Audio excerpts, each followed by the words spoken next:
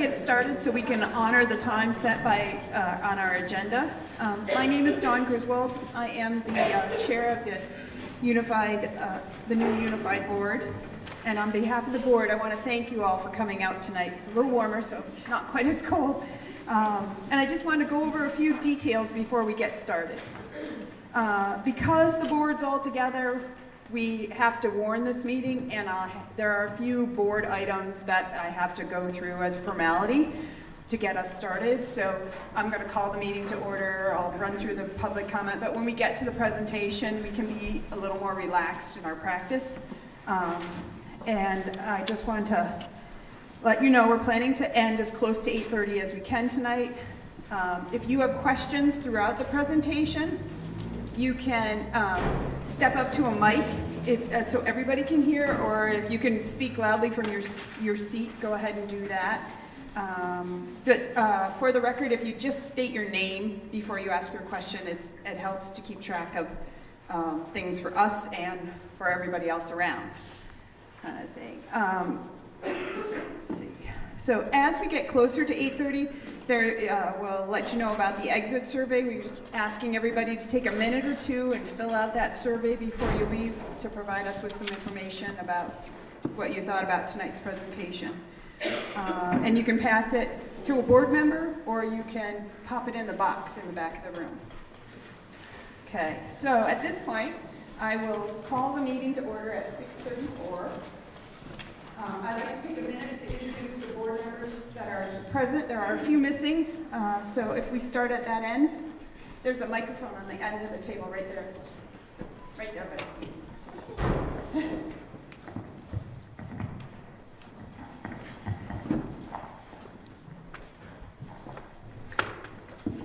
Allison Sturdivant, Bristol. Hi, I'm Krista Seringo from Bristol. Erin Lathrop, I'm also from Bristol. Steve Rooney from Starksboro. Liz Sarah from Bristol. Jen Stanley, Moncton. Andrew Morton, New Haven. And as I said, I'm Dawn Griswold, and I'm from Moncton. At this time, is there any public comment? Will we be able to make comments at the end also? Yes. There will be a time for public comment. And along the way. All right. Yes. No one else wants to go ahead. I have a comment. Is there? There's a microphone right here. I think that might be better. Otherwise, I may start topic. Okay. Anyway, I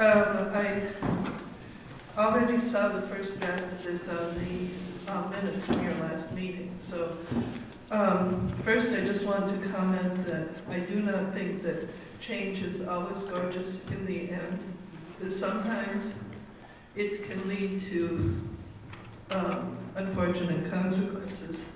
And I think that looking at the teachers who are being riffed, and the staff that you're thinking of hiring, I have a comment.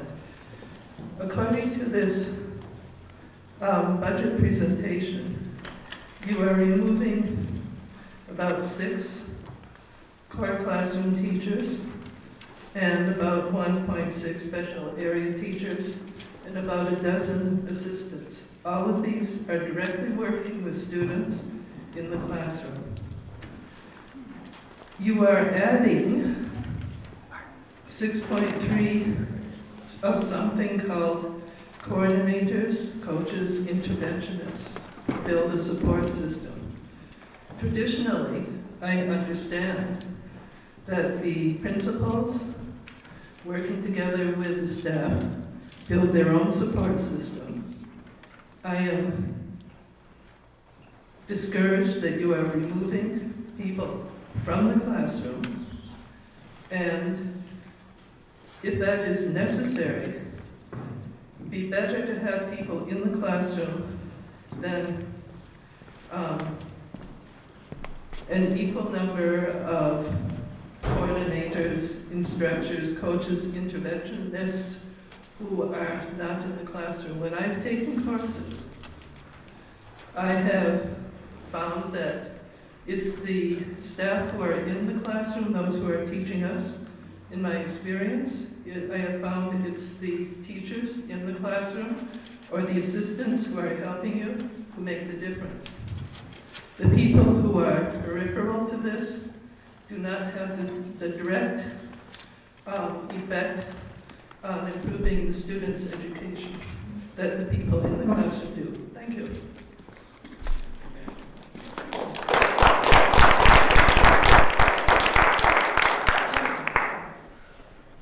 Any other public comment?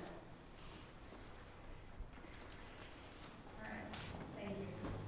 All right, so we're going to move into the presentation. I'm going to start out. So as Ms. Tilbert mentioned, things you're going to hear about tonight are going to be talking about a change, and it's a change from what you've heard in the past. So we like this thought to remember: change is hard at first, messy in the middle, and gorgeous at the end. How did we get here?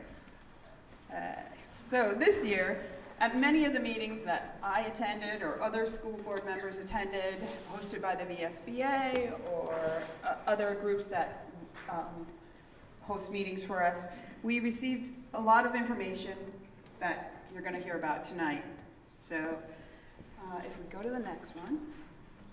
So from the governor's office, we heard the message of all these things. And if we start at the top and talk about the 631, that represents six fewer workers in the workforce, 3 fewer K-12 students, and 1 baby born exposed to opiates every day.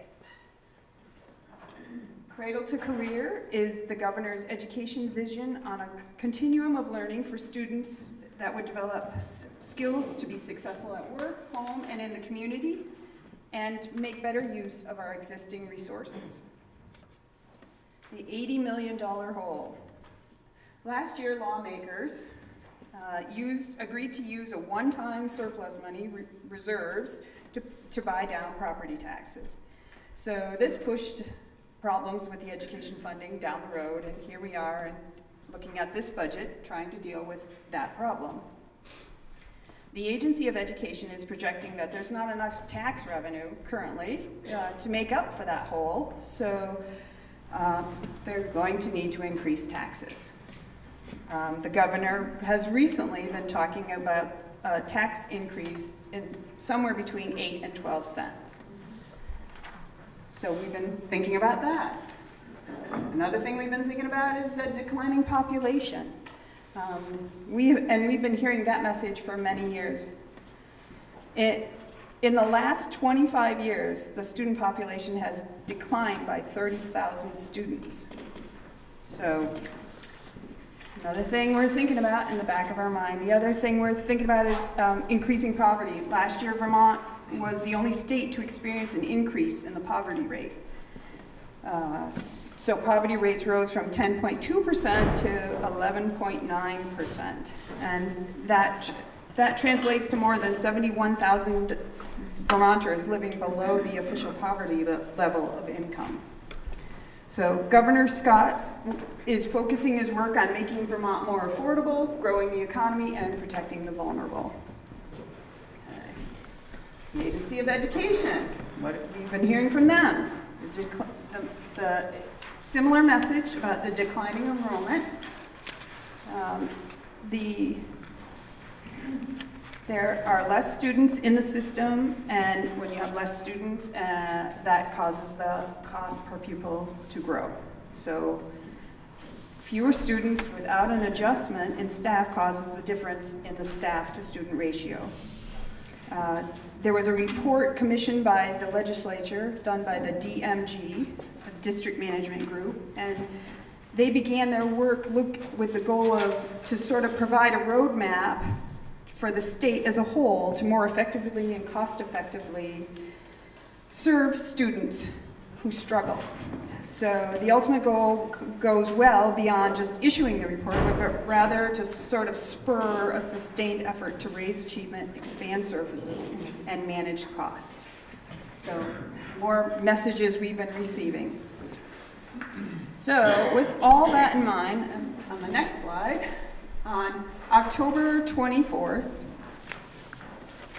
the Mount Abraham Board met, considering all these, and began looking at putting a plan together to produce or to have a budget for the Unified School District, the first budget. So we gave direction to the superintendent to begin building the budget with no increase to the cost per equalized pupil from the 2017-2018 budget. It was a tough decision. There was a lot of back and forth. We discussed it at length, and even at the last meeting last month, we again went through back and forth about, was this, could we do this? What is it going to look like in this school district? So there was a lot of thought, a lot of consideration into this target that we gave the superintendent to reach to build the budget. So the information you will see next is a look at what the superintendent has done to meet the board's target and what it means to our schools and our community. Yes. I'm going to try without the mic because I'm told my voice projects all right. Can everybody hear in the back okay? Okay. Just let me know if you can't hear at some point and I'll grab the mic. But I tend to be somewhat mobile when I'm presenting, and a wired mic makes that a challenge. So as Dawn said, the board set the target of no increase in the cost per equalized pupil from the current year that we're in now, 17-18, to next year, which is 18-19. So affectionately known as FY18 that we're in now, FY19 is next year's budget, and you'll see that represented in some of these slides. So here's what that means in dollars. So that means our target, given our equalized pupil number, which is finally, we think, settled. That equalized pupil number is kind of a moving thing, and we believe those are now firmed up. So given the equalized pupils that we have, which is 1,510.41 equalized pupils, at this year's spending per equalized pupil gives us this figure here. So ultimately, that is the education spending target that I needed to try and hit. And so to begin with, we had to think about, well, if we didn't make any changes in staffing or programming or any of that, how many dollars does that equate to that we would need to find to realize that target? And it amounts to $1,177,000 in education spending savings that we have to find.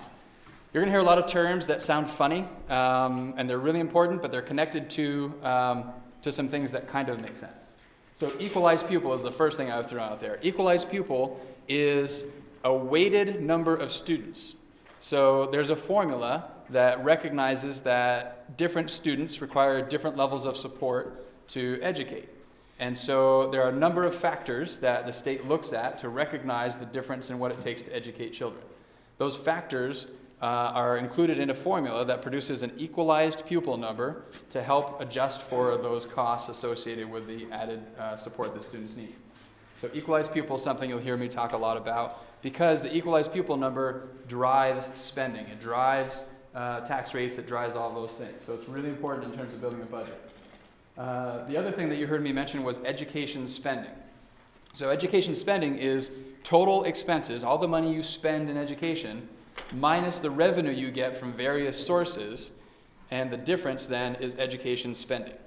And targets that we have that have been set by the board, but also spending thresholds that come from the state, are all connected to education spending. So that's expenses less revenue. So as we're talking through some of these things, those are the terms you'll hear me use most often. And if you need me to repeat or talk that through again at any point, just let me know. So that's a lot of money. It's a big challenge. And in having done some of the work to think about how we might realize that, I've developed a belief that we can really reimagine the way we serve students. We need to reimagine the way we serve students. We certainly can't keep doing the same kind of work with fewer resources and think that that's the way to improve outcomes for students. I also think that the new unified school district, the Mount Abraham Unified School District, will emerge strong from this and prepared to improve outcomes. So the challenge really is to improve outcomes for students while spending less money than we are this current fiscal year, FY18. And so we can't achieve that by maintaining staffing. We can't achieve that by operating the same way with fewer resources.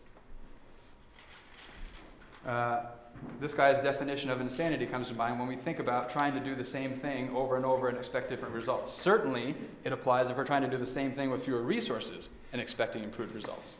It just doesn't seem to hold true that that would happen. So there's an opportunity presented as well.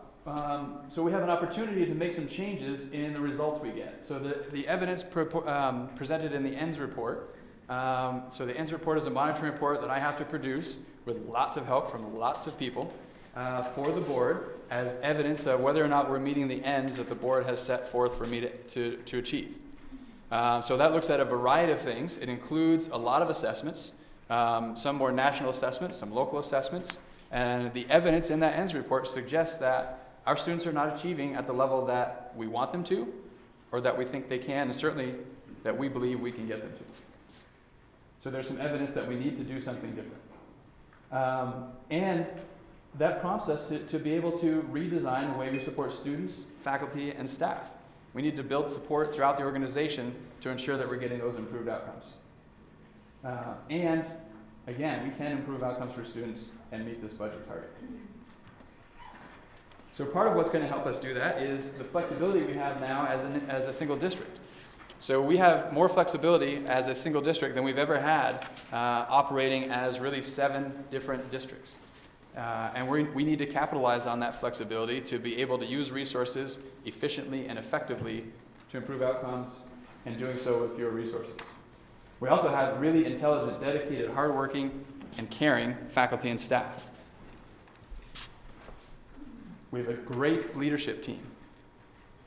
And we have a wonderful 5-town community who's really invested in improving outcomes.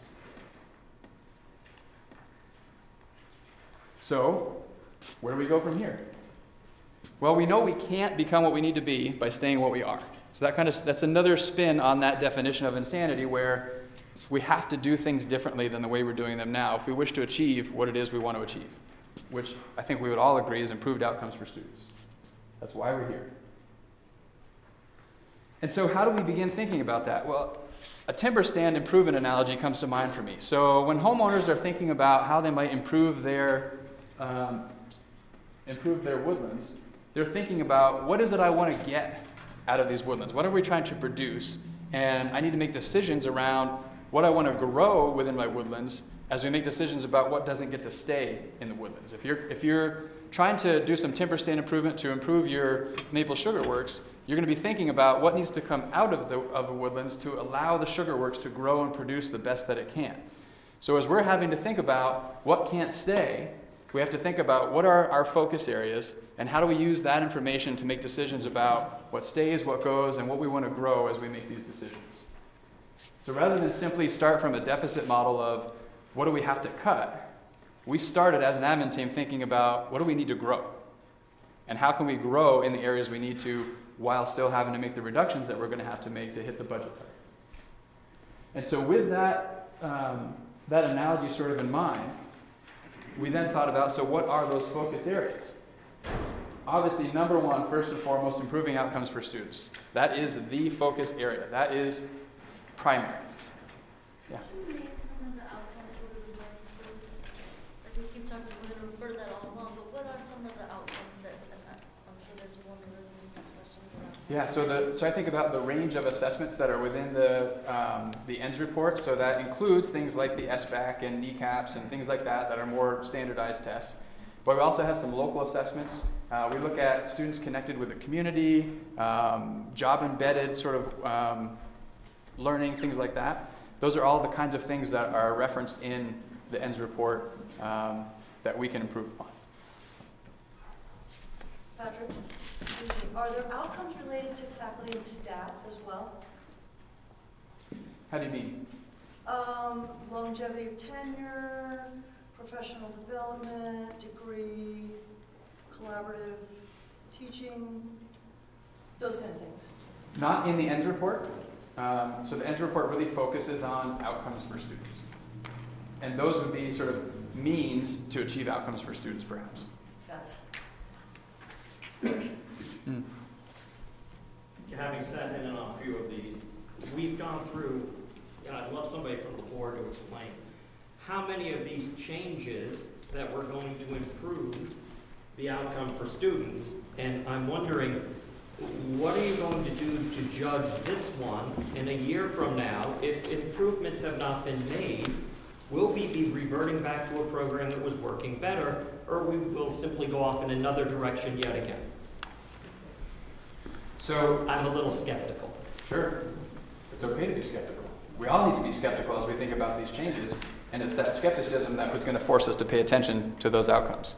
And the reality is, when we're making significant change, like the scale of change we're talking about making, it's not a one-year thing and you're going to see a dramatic turnaround in outcomes for students. It's something that takes years to continue to sort of perfect and get to a point where we see that begin to turn. So research on organizational change is 5 to 7 years. This isn't a one-year thing. And just to, John will get after me if I don't remind folks, if you can just state your name, so that he's trying to capture questions and may want to follow up, then he'll know. It's Mark Rickner, Moncton. 5 to 7 years ago, did we put changes into place that were supposed to improve education and outcomes? And did those changes improve education and outcome? From what you're telling us today, the changes that were made 5 to 7 years ago, we should be seeing an improvement from. Are we? I haven't looked at the data from 7 years ago to be able to speak right now to how that change has happened, but I would say based on where we are right now, we're certainly not where we want to be. And then I'm going to take your analogy one step further. From what I can see here, the only thing that's being removed are people who are actually dealing with students, teachers, and aides. And I'll just use your analogy and say you are introducing an invasive species, a group of people that don't actually work with students that are going to be teaching people who already are teachers. So I like your analogy, but I'm going to say that you've added something new to the equation. Okay, we're going to talk more about some of those changes and the philosophy behind it a little bit later, so hang on to those questions and we'll dig deeper into that. So, focus area number 1, that's how far we made it, I think, on this list, improving outcomes for students. We also, for the first time, more so than ever before, we need to take a focus on, we have a focus on equity. So we have one budget for all 6 of our schools now, and we need to be thinking about how do we allocate resources equitably across those schools, because it shouldn't matter which town you reside in within our 5 towns in terms of what you get for an educational experience. We need to ensure that we have equity in resources, equity in outcomes for students across the schools. More so now than ever with the passage of Act 46 and being a unified district. We also really need to focus on support for faculty and staff so that we know that the work that's happening in the classrooms with students, which is absolutely the most essential work, is the best that it can be. And historically, teachers going off to a 1 or 2 day workshop coming back, that kind of professional development tends to not transform teaching instruction. It has to be something that's much more ongoing and embedded in the work that's happening in the classroom to really transform instruction. We also need to build sustainable systems. So when I first arrived here, there was a group of folks that had done a lot of work with the relationships by objective. And one of the significant findings that came out of this work, which was a combination of administrators, board members, teachers, support staff, sort of a range of folks, and quite a number of folks. I wasn't involved in it, but 30-some folks probably, something like that. One of the significant findings was there's a lack of systems in Addison Northeast. And that lack of systems is having an impact on our ability to achieve those ends and many other things.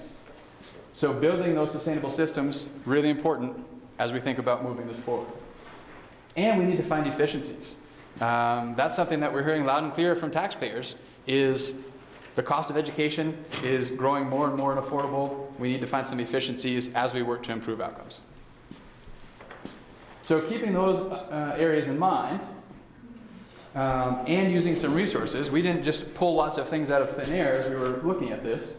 We referred to the education quality standards, the Pikus-Snowden report, and the DMG report that Don referenced earlier.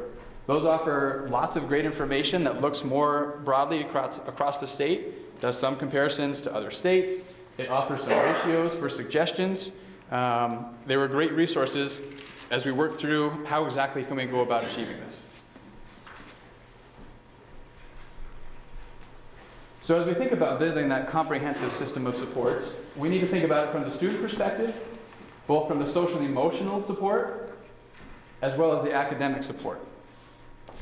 And when we think about supporting adults, we need to be thinking about how can we support the use of best practices in the classroom, and how can we support the use of data on an ongoing basis to know the impact our teaching has on outcomes for kids. If we don't know the impact our teaching has on outcomes for kids, how can we know if it's working or not? And how can we make those mid-course corrections that might need to be made to continue to improve outcomes?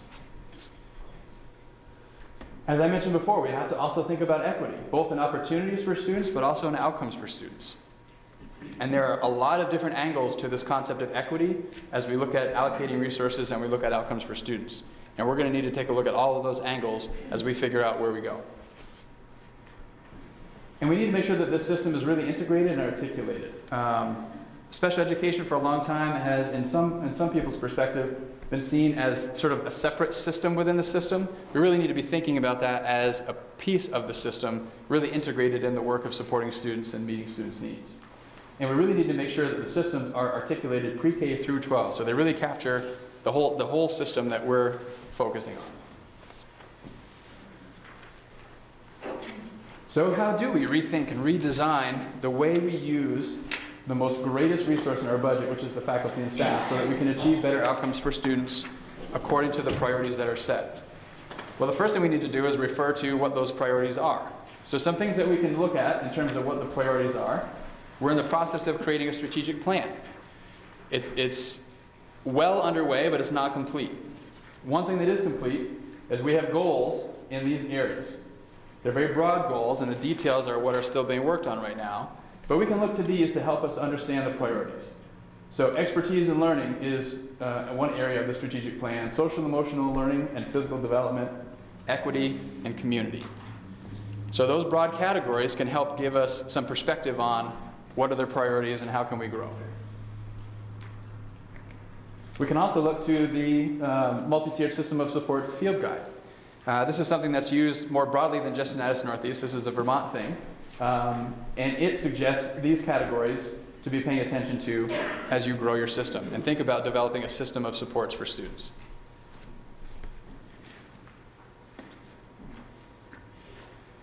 This is something that was developed fairly recently, maybe 3 or 4 years ago. Katrina would know better than I. Is that about right? I see Susan nodding. So 3 or 4 years ago, this graphic was created to help also think a little differently about what are the priorities. So we have our friend Stu Dent in the center. He is the priority, right? Surrounding him, we have this concept of personalized learning. Within a proficiency-based learning system, in a multi-tiered system of support, focused on achieving the ends set forth by the board. It's another way to sort of understand the way in which we organize some priorities around meeting students' needs.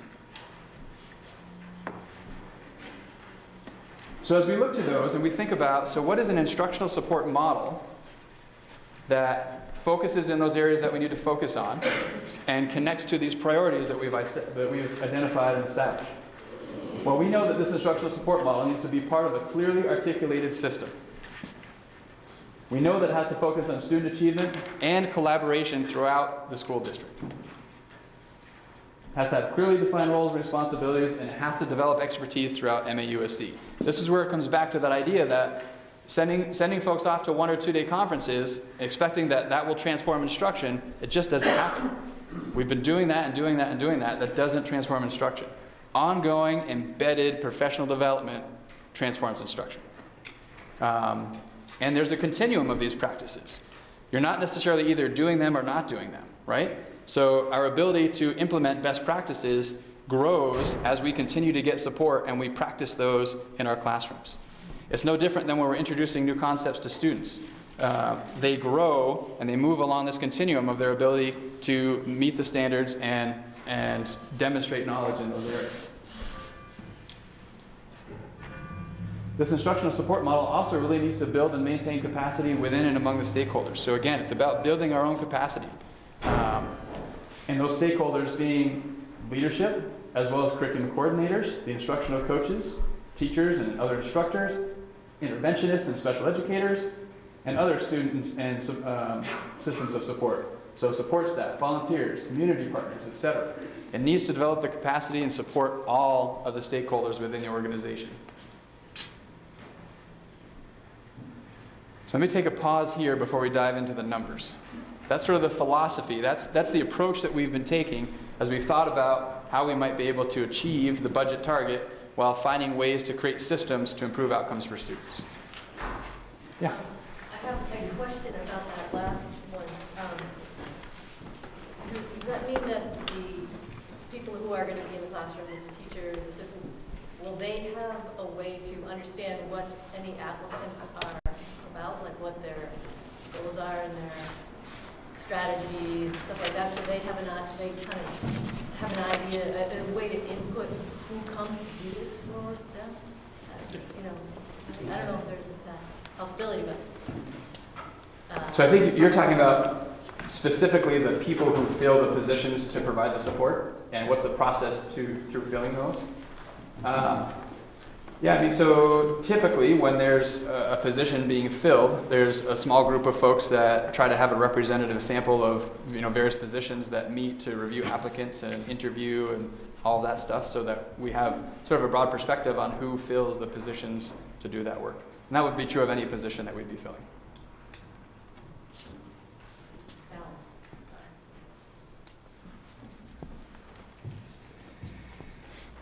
You're all anxious to get into the numbers, aren't you? Yeah, go ahead.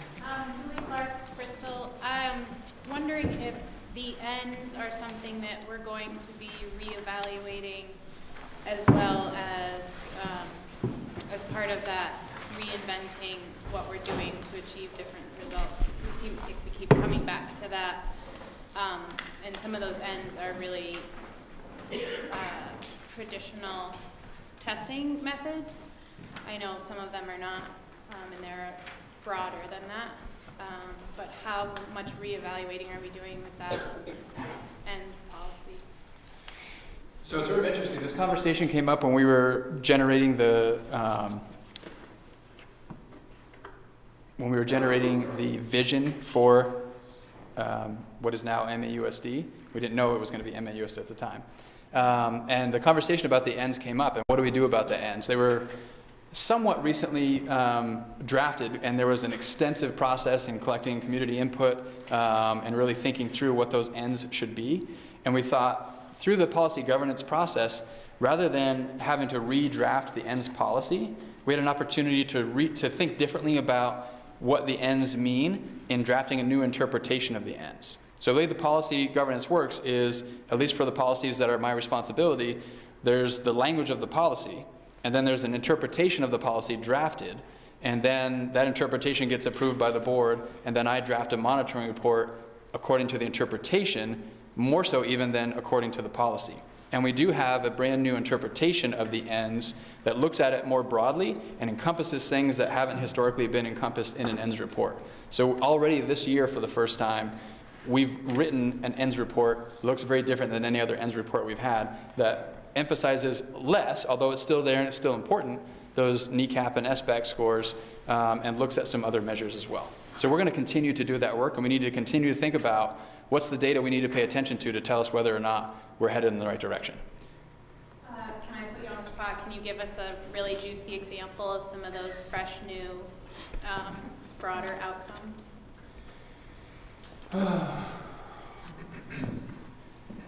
I'm looking to Katrina to help me jog my memory. So how? For something other than a standardized assessment to look at outcomes for students. Oh, like a So- performance-based assessment? So I'm thinking, an idea that comes to mind for me is looking at age of legality scores, which are locally developed assessment administered by age of legality teachers. And we picked age of legality because in one part, everyone takes that.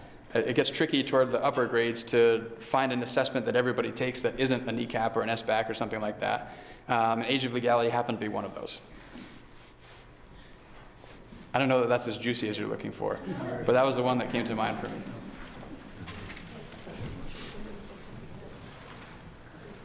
Oh, sorry. I don't know if it's appropriate for me to chime in at all, but, and I don't know if this is at all what you were maybe trying to get at, Julie, but I think the work of the Strategic Planning Committee is really valuable in translating these really broad ends into 5 goals that are going to be fleshed out for the students of today and the next 5 to 10 years. And those conversations are ripe with new ways to look at, what does success mean for students now, and the variation that entails. And so I think as a board member, I'm really excited about and looking forward to working through that plan as a way to gauge our success and to know if what we're setting out to do now is connected to those goals in a real way and not these sort of abstract concepts that were developed 5 or 10 years ago. So I just wanted to add that piece. And what I might add on to that, so these are the 4 broad areas, and so for each of these there's an action team. There's a team of folks from 7 or 8 to 10 or 12 people on each of these teams focused on the goal for this area. So expertise in learning, they might produce some things that we need to pay attention to that are similar to what we already have in the ENDS report. So we'd be looking at the standardized tests and some other local assessments. But the fact that we have a social and emotional learning and physical development focus will produce some assessments that maybe aren't a part of the ENDS report right now. So something will grow from that. I also think about equity and thinking about what assessments, what can we be paying attention to tell us if we're meeting these equity goals. And so the ability to measure some of these is really important, and it will absolutely influence what happens in terms of what gets reported in the ends. And certainly the community and the way we engage, where we connect students with the community, and how can we measure our success in that area. So we're headed in the direction of breaking away from, although keeping, because they're not unvaluable, those standardized assessments. They're a piece of the pie, they're not the whole pie. And these are going to help us sort of round that out. Just wondering, in this presentation, are you going to at some point go into detail about what an instructional coach is, what their role will be, what the criteria will be for hiring? Will they be certified teachers? Will they have classroom experience? Will they be, what is their role? I mean, to me, this is the biggest change you're doing, and so far I haven't heard any description about what this is or what the criteria will be for hiring. So some of those details we'll be addressing. We'll see if we get in enough detail when we get to that point. Yeah. Patty Beverly, Bristol. I'm concerned about the use of the word assessment, and as if that was the determination of being successful. And I'm wondering about the 5 years down the line after a student graduates, to collect data out there, and don't ask me what would the criteria be, but that's something to talk about. I taught for over 30 years at a public high school here in Vermont, and I realized that there's something beyond high school that's very important. And I know you want to be able to see something in the process within the 12 or 13 years when we have students here, but it's very important to look beyond. I couldn't agree more. That happens to be the most difficult information to collect because it's hard to kind of wrap your hands around folks once they're 5 years out. But for the first time in the ENDS report this year, we included some stories of folks that are several years out of high school, and just did sort of a narrative on where they are, what are they doing, to try and give sort of at least an element of that. Well, the technology being the way it is, I don't think it's as hard as it used to be like 30 years ago. Probably not.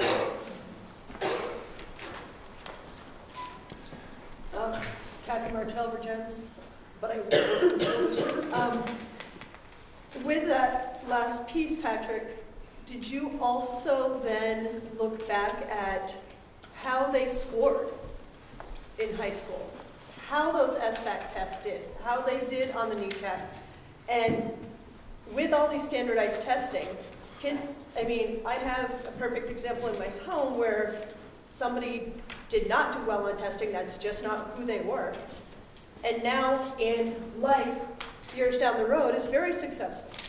So the standardized testing may not mean who we're going to be 20 years from now, or 10 years from now, or 5 years from now. Or just the other way around. You've got people that can test out great and, sorry, but don't have a lick of common sense and don't do anything with their lives, you know, productively. So is that part of that? So I don't disagree with anything you said. With the folks that I referenced in the ENDS report, we didn't do that. The sample size is way too small. We just couldn't go there with the 3 or 4 stories that we had in the ENDS report. But that notion that test scores are not everything, 100% completely agree with you on that. They're also not nothing. So they have to be part of what we're looking at as we determine, are we achieving what we want to achieve in terms of outcomes for students? We have to look at it much more than just that, but that's part of it.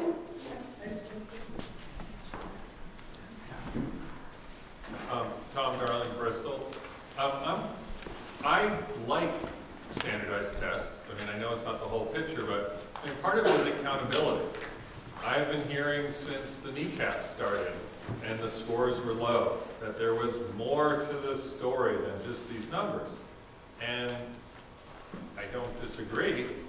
Those numbers, the NECAP tests and now the SBAC tests are good tests. They very accurately tell us things about who can do math, who can read, who can write. And they're objective. Local scoring, we don't have people who are trained solely in test taking, measurement design. It's sort of, it's imperfect, I'll say that. And it's local, and it's subjective. I'm wondering about accountability, because now it's been 10 years or so, with No Child Left Behind, and numbers still don't look great. I mean, they're below the state average.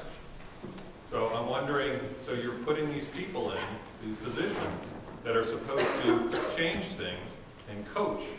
Is there an accountability to them? Is there accountability where we're going to say, this is the numbers we're getting, or if we're using these other measurements, this is the measurement that we expect to get? Yeah, the accountability is outcomes for students, as reported in that ENDS report, which looks at their standardized scores and others. But beforehand, you're going to say, this is our goal, and then did we meet that goal? Because your report's out every year, but I don't really get a lot of people going, our goal for next year is this, and this is what we're going to do to achieve it. Yeah, I think that makes sense. We haven't gone as far as to have those conversations to say, is that the process we're going to use? It makes sense to set measurable goals and then measure and see if you're hitting that goal or not. So that approach makes sense to me. We haven't had that level of conversation yet. Yeah. My name's Julie Olson. I'm from New Haven. I'm not an educator. I know a lot of people in here are, so I just want to say I'm a community member. And I have a lot of thoughts. I feel compassion for all of you where you every single year you're put in this difficult situation from the state trying to fight for money to educate our children. It makes me really sad. And it's not that way in other states. Other states, they just spend the money. And I hope we never get to a place like Texas where teachers are fired if their children don't test well, and the months that they spend on trying to train their kids to take the test. It's not right, and I appreciate how Vermont doesn't do that. But I also have been in education here in the district and have watched over the last several years, and every year it changes. The ENDS policy changes every year because everything has to change every year. 5 years ago, everything was changing, and so how do you get your ground? You never get the base anymore because you're always just grappling at trying to stay afloat, to make a budget that's unrealistic, and educate our kids. Educate our kids. That's our business, educating our kids, and we're failing at it across the board. And then you talked about the how much the money piece has changed for children. Poverty level has changed for children. That's we're in a crisis there, because now they have struggled to learn, because where am I going to eat? Where am I going to sleep? You know, what's happening at home? So that's just even a higher thing. So I think it's just really hard. I sit in these meetings every single year where you're fighting for money and fighting for the right thing. Everybody, we're all here because we care about kids in our community. And I just feel like what you're planning on is, we're going to be re-talking about it next year, the year after, and starting all over. And it's just, you know, it's just really frustrating that this is where we are every single year. Well, and that's the hope with the strategic planning process. So as Krista mentioned, the strategic plan will be a 5-year plan. Like, we need to commit to something and kind of hold the course as best we can over the course of time, and looking at it as a 5-year plan, you have to really give something that much time to begin to see the impact. But you're never given that time. You are never, not you specifically, but as a whole, as educators, you are not ever given 5 years. Think about it. How many plans have you been through? How many times have you been in a meeting like this where you're just reinventing the wheel to try and make the money piece work with your student priority? It's hard. And it's interesting, so connected to that, I was at actually Dawn was there too, I think, at a regional Vermont School Boards Association meeting down at Otter Valley. And they were talking about, you know, the budget cycle, and this was back in October? October. So just the beginning, when we were starting to learn a little bit about kind of the position we'd be in for building a budget. And there was an official from the governor's office there, and a board member asked the question, when are we going to get out of these difficult budget seasons? Like, it feels like year after year after year, it's a really difficult budget cycle, just as you're talking about. And the governor, the official from the governor's office said, to be honest, when Vermont starts growing again, the demographics for Vermont that Don referenced earlier in the presentation are real, and that's creating great concern. And for the long-term benefits for Vermont, if we can't figure out how to turn that around, you know, it doesn't spell good news for Vermont down the road. So that was his response. How long that'll be, anybody's guess, I suppose. Yeah. Julie Clark again from Bristol. Is this the declining enrollment statewide, is that also reflected in our local numbers? We're going to take a look at some of the equalized pupil changes as well as enrollment changes. They're connected, but they're a little bit different, and they both impact what it is we're trying to do. So you'll see some of that, but it is true, we are seeing the decline in enrollment.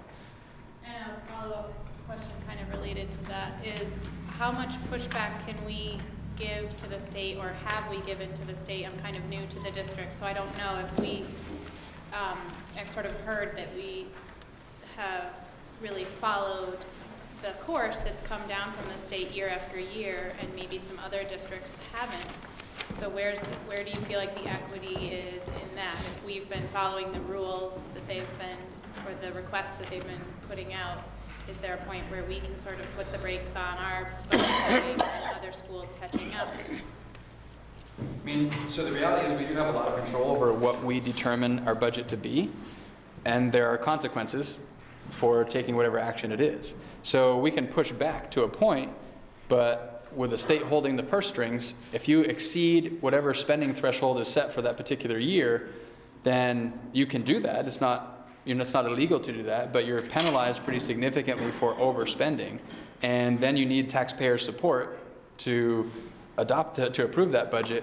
And I think historically the thinking has been taxpayer support probably wouldn't follow exceeding the spending threshold, which then gets penalized significantly for doing so. So, you know, there's a little bit of leeway in terms of what the budget can be, but there are consequences for the decisions that are made. Yes? I know you get a million different inputs from parents, and it must be overwhelming. Everyone has a different opinion. But the whole testing, I just want to say, you know, I have a kid in kindergarten, and what are my expectations of the parents? I just want to say, I'm just looking to develop them as a part of the community, as to develop a love of learning and a love of life. And so far in kindergarten, what I'm seeing is definitely that. And the whole test-taking thing, for me as a parent, that's not a big concern. Like that he's good at taking some. I know it's a way of measuring, and it's hard to measure otherwise because everything gets fluffy. But that's what I'm looking for as a parent. I'm sure, you know, every parent has a different opinion, but.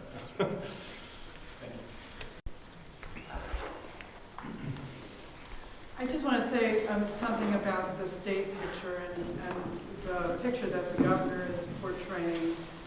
He's projecting, and Dawn showed it in one of those early slides, a $50 to $80 million hole. And Representative Sharp spoke to this a little bit, I believe, in a fairly recent Addison Independent piece. To some degree, that's a man-made, manufactured crisis that he is talking about. I think I'm correct in saying that about $31 million of that hole was the result of the incentives that were offered to school districts to consolidate. And another part of that hole comes from the governor taking some things that have been paid for out of the general fund and putting them into the education fund. Now, maybe that's where they belonged all along, but still, to project, to portray it as a crisis, a $50 to $80 million hole, only really tells a part of the story. Yeah, I mean, I think that's true. It was decisions that were made at the state level that created the $50 to $80 million hole. The use of one-time funds for whatever the purpose was, the result is the same.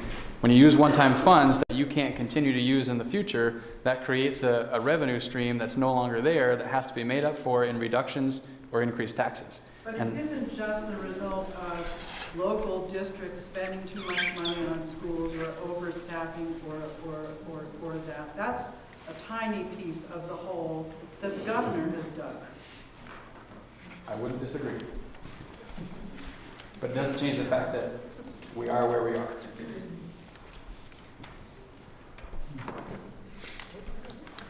I'm David Grenham from Bristol, I'm just struggling with this notion of standardized testing and personalized learning. So I get the notion of the principles and ideals that you would test for in a standardized test. But personalized learning is about the ability to assimilate stuff and to apply it in a way that's effective. And the application of principles and ideals is like the essence of education. That's what John Dewey said, and I think he nailed it. And so I've taught at UVM for years, and you see the kids coming in, and they're filled with all the principles and the ideals, but they don't understand how to apply them. And for people who understand how to apply stuff, even if they don't achieve the principles and ideals at a high level, they make really great employees. They get to be really effective people. And so what seems to be appreciated is just how important it is to be able to take the principles and ideals and to apply them in an arena that is of personal interest that doesn't really get addressed by standardized tests. Again, I agree with everything you said. It's certainly not lost that I completely believe what you're saying to be true. What you know is only as important or only as good as your ability to apply it to situations. And I think almost everyone in our educational community would say, yeah, that's what's really important. Both what you know and what you can do and how you apply that are really important. And we need to look at both perspectives. I guess the point I'd like to follow up with is that real application doesn't happen within the institution. Real application happens in real life situations. In the community. True. But again, we mention that, but where the rubber really meets the road for people. I went to a Jesuit prep school. I went through all the college, 98% of us went to college and stuff.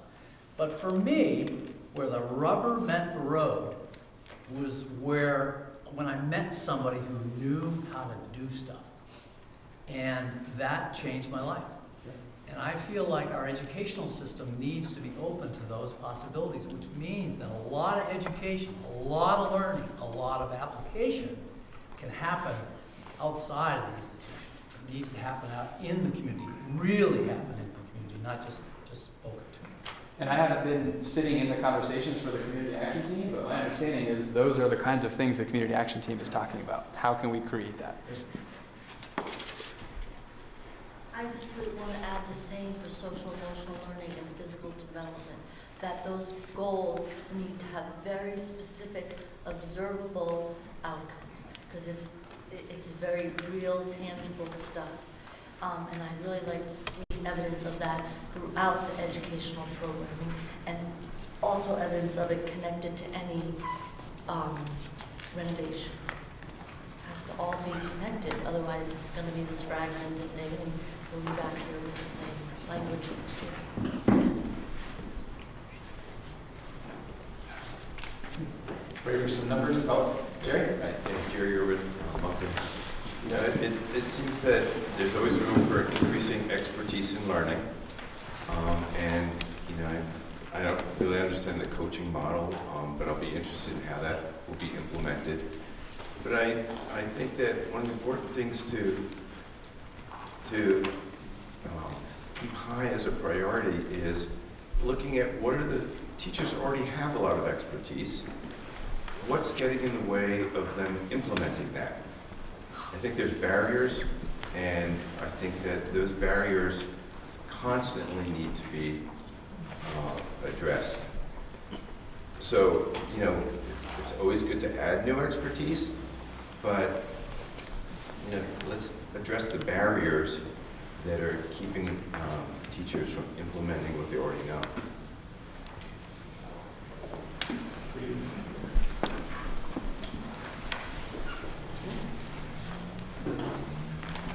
So it says numbers, there's more than just numbers. But it does start with some numbers. So we saw this target before. And we saw this number before, which is if we didn't make any changes. And that produces this amount of money that we would be over the target if we didn't make changes. And so where do those changes come from? Well, of that $1,177,000, that's how much is a result of staffing changes.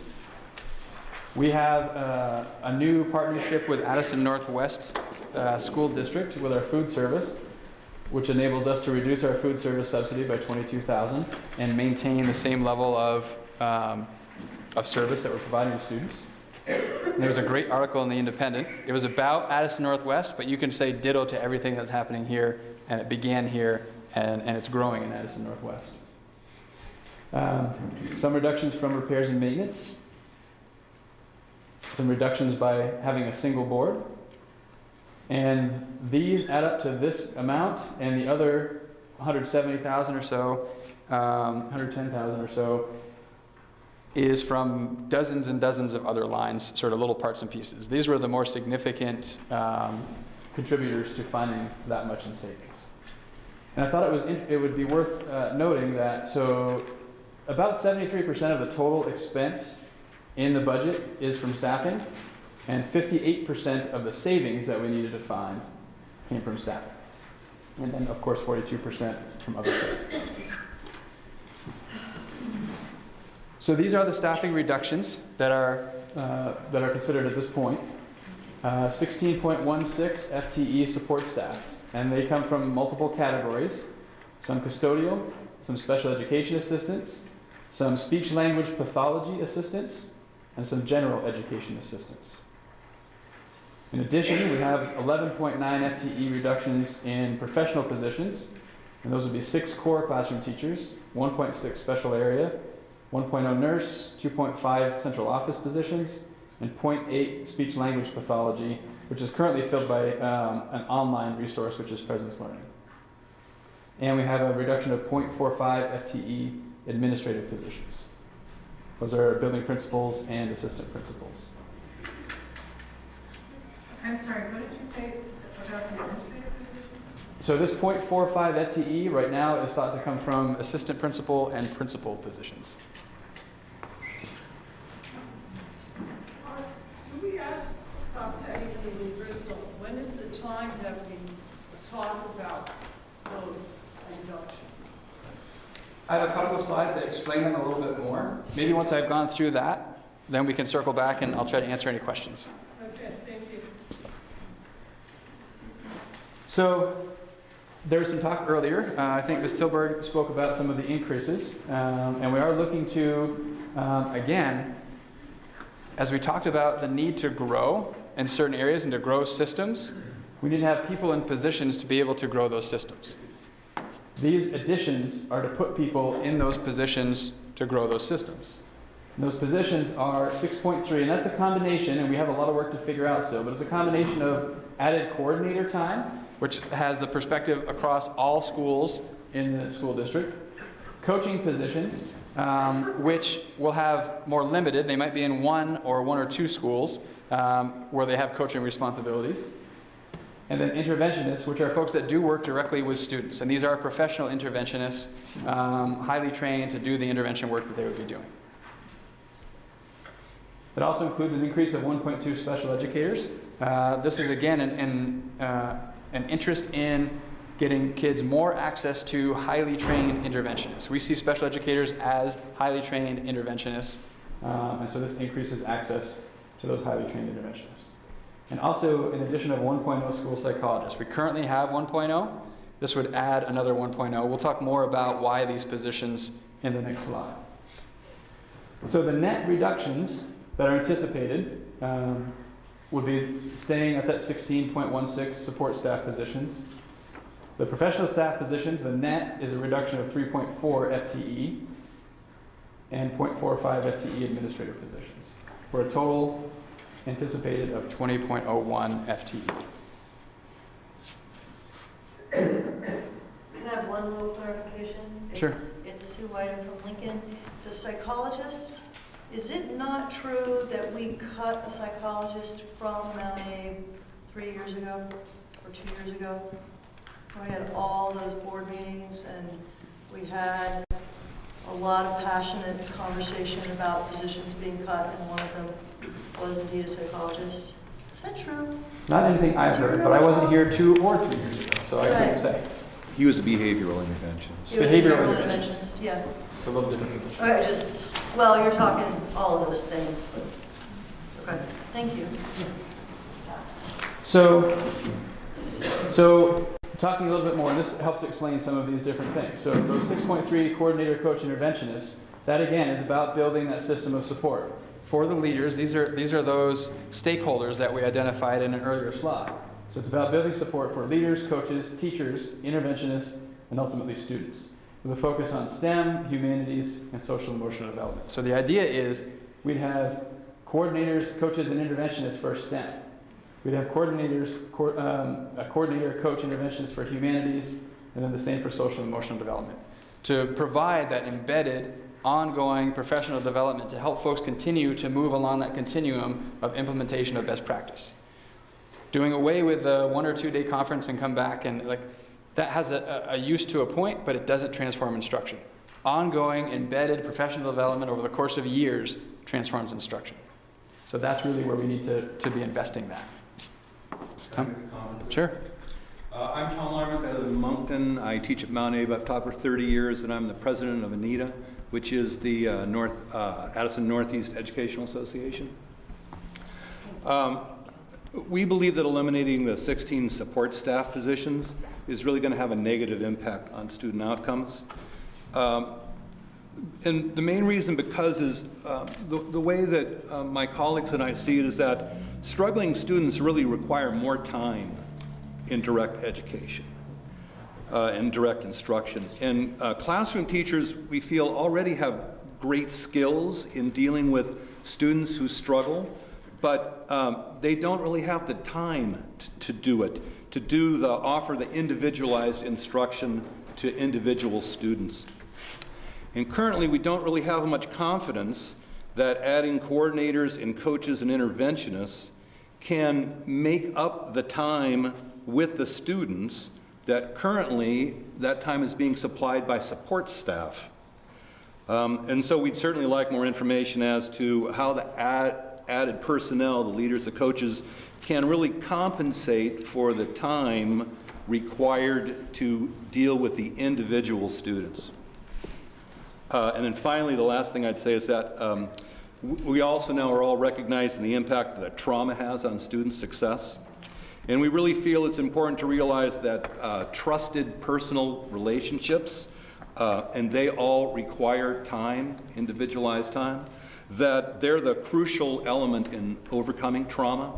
And so that is our main concern, is moving these frontline people who interact with students and spend time with students. Where are we going to get that time back? Where are the students going to get that time back? That's the real question for us. And the answer to that question is multifaceted. The bottom line is building the systems is going to provide the support that the students need, so they need less of that time individualized, ongoing, especially by the time they're getting into 10th, 11th, and 12th grade. And that's what we don't quite have confidence in yet. You'll instill confidence in us about how these leaders are again, actually going, like, how is that interventionist, when I have a student who needs to leave my classroom to take a test because they need that test read to them, they know the information, but they can't read the information off a test, or they can't write the information, but they know the information. When I have a class of 20 students, and I have a student who needs to test outside, will that interventionist be there for me? Will that coach be there for me? How's that going to happen? And multiply that times all the teachers in the system. And so part of the approach with the model is thinking about not only how do we strengthen the intervention portion of the system, but really how do we strengthen core instruction? Because so it's time though. Again, I believe I have the skills, and if I could sit with this student, it wouldn't be an issue. But because I have 19 other students, I can't sit with this student and spend the time with them that they need to master that particular concept. And so again, that is my crucial issue, is that skills, I believe skills, I think we have lots of skills. You've spoken to the skills we have in our staff. So, but the time is the issue that, again, you eliminate 16 people times their 7-hour day. That's a lot of time that just got eliminated. I mean, it's really a difference. It's about looking at the system, which is really that's the focus that we've been taking as we try to think about how do we strengthen the system, and a big part of that system is that core instruction, which ideally reduces the number of students that have that level of need. And so when you're making that transition, it's really hard because you're sort of caught in the now and the immediate need, but trying to build for the future and strengthening that. So an example, there are best practices in teaching that are proven with lots and lots of research studies over decades to improve outcomes for students that aren't happening in every classroom and every school. Because, not through any fault of anybody, but through an absence of systems and an absence of a system of support to ensure that those things are happening.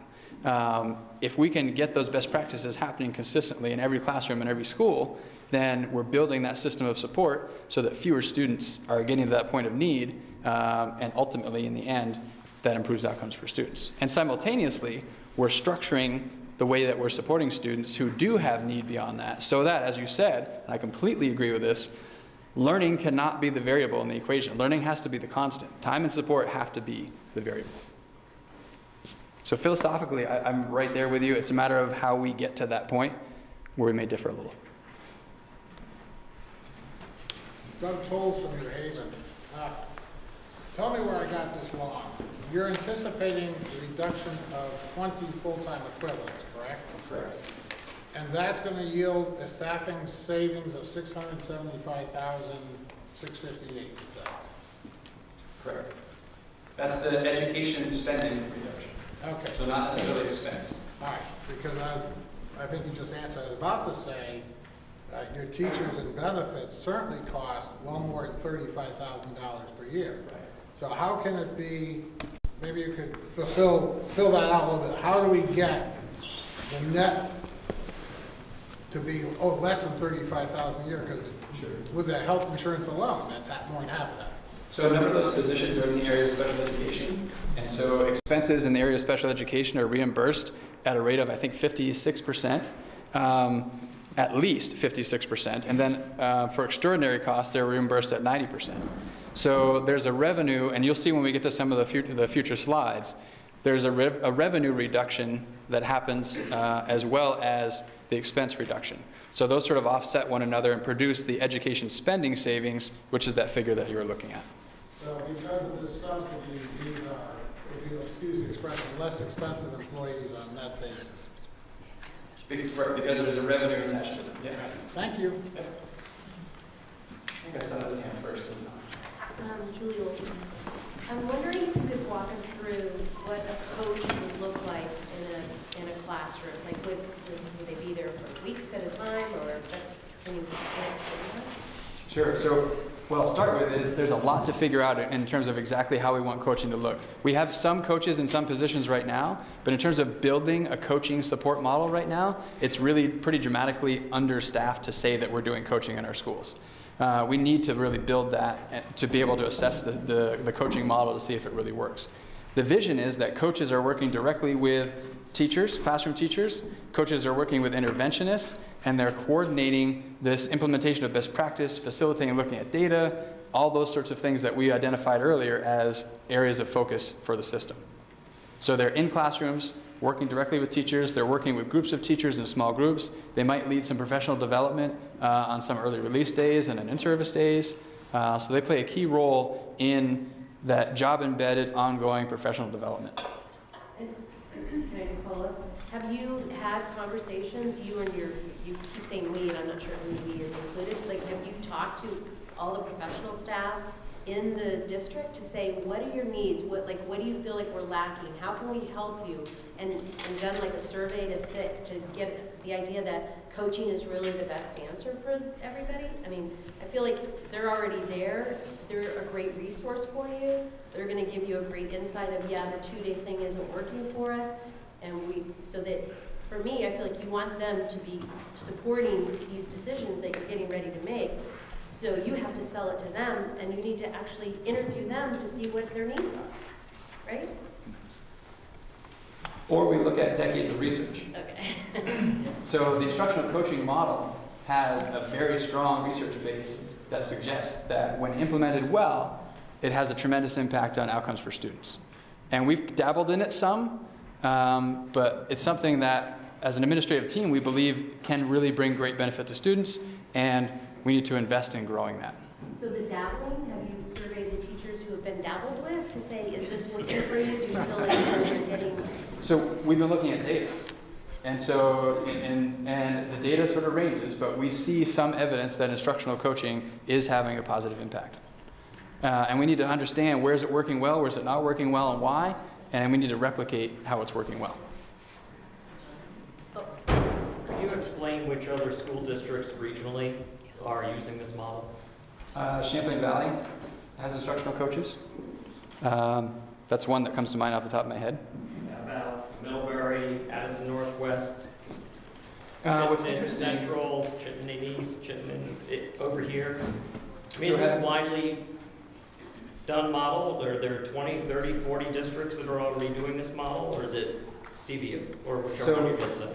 So coming from Addison Central, I worked there for a few years before coming here, and we hired a consultant there to act as a coach who came several times throughout the year to provide that instructional coaching to teachers. Over 5 years, we paid this consultant to come and do that work. And in year 1, it didn't transform instruction. In year 2, it didn't transform instruction. In year 3, maybe it started to, but it wasn't until year 4 or year 5 of the same consultant working with the same group of math teachers, essentially, coming to that school, providing that ongoing embedded application of best practice, that it transformed instruction in the math classes. So it's not the same kind of coaching model that we're talking about. It was somebody from the outside that we hired to come, and they came and then they left. This is more about taking that concept and really building that so that we can do it across content areas, and we build that capacity in-house rather than relying on outside sources. Yeah. Oh, sorry, Tom. No, I forgot. I got it. Thanks. I'm sorry. So the big variable is if it's done right with the coaching. So that's one thing. Being in Champlain Valley, their coaching model has changed over time. But I guess my question is sort of a follow-up. Is this coaching idea coming from the teachers saying, hey, this is what we need? Is it more like the administrative team said, hey, we heard this thing, and we've seen that it works elsewhere and it's coming down? Because my concern is if the teachers don't buy in, you can have all the resources in the world, and if a teacher doesn't use it, or a teacher doesn't want it, like even if they need it, they don't want it, and they say no, it's not going to be as effective as it. So I'm wondering where the buy-in is and where it's coming from. So the start of the coaching model predates me. I don't know what led to that, but the conversation now hasn't really been grassroots teachers saying this is what we need. No, to be fair. This has been an identified need at the administrative level and a way to meet a need that's being seen as we look across schools and across classrooms.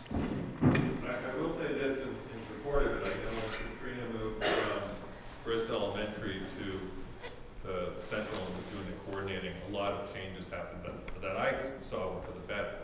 So that was an example where it worked pretty well. So I'm just curious if that got some buy-in and then they said, oh, we need more of this. So I have heard a lot of teachers saying we need more coaching. Okay. Well, several teachers complimented the work that she was doing. Well, and seeing as you called me out, can I just add a couple of things? Sure. We aren't making up this coaching model at all. There's actually Jim Knight and Peter DeWitt's work on instructionalcoaching.com is really where we started thinking about how can we help meet needs that the teachers are asking for in another more consistent way. So we've tried to at least start to train a small cadre of already existing staff in our district to learn the ways of that instructional coaching model.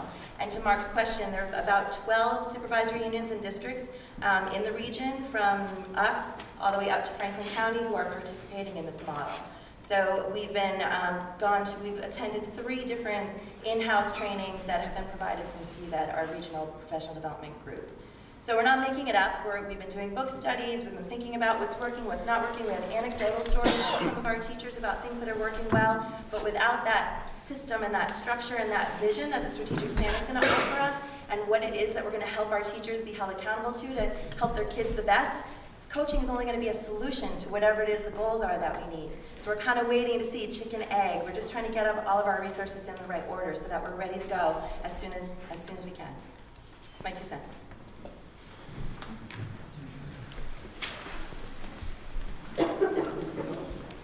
Hi, Ari Kirschenbaum from Lincoln. I just see that in terms of support staff positions that are being eliminated, it seems like the majority are in special education assistants. Exactly how are we going to meet the needs of those students in this new model? So the idea is, through the model, with greater access to professional interventionists and a more coordinated approach to intervention, that we'll be able to meet those students' needs. And the ratios right now, so we have quite a number of special education support staff, and it's in excess of what we need according to IEPs, et cetera. And when we implement this model and we have an increased access to special educators, that's going to help accommodate for the reduction in the special ed support staff. So having full-time special educators plus these coordinator positions available, you're anticipating being able to meet those needs in a more efficient way. Can you speak louder, because you can't always hear the questions that are coming in. So I just mentioned that we anticipate being able to meet the needs of the students, these high-need students, in other ways other than with a special educator assistant.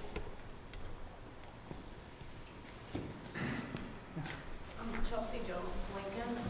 My daughter is a student in elementary school, and her age, as far as special educators getting cut, and what about the personal connection that the children have with the aides or with the special educators? That, I mean, because my daughter built a connection with her aide, so it's like you can't just cut an emotional thing and just swap it with a new, it's more about trust between the special educator and the student. And her medical needs, as far as that, like she's very high maintenance medical wise, so when she gets an aide, she has to get capped, so it's not like it's a personal thing. It's not something that you can say, oh, we'll just switch it with this person and expect, like, my daughter to adapt to having somebody new, when it's more of her needs, or her emotional connection with her aide would be somebody she knew for a longer period of time rather than somebody new that she never had to deal with before. I mean, I think the two things you're bringing up are really important. That personal connection, that's really important. That will continue to have to be important as we work through this, and ensure that people have the proper training to meet the needs of the students they're working with. That won't be any different as we have to work through this.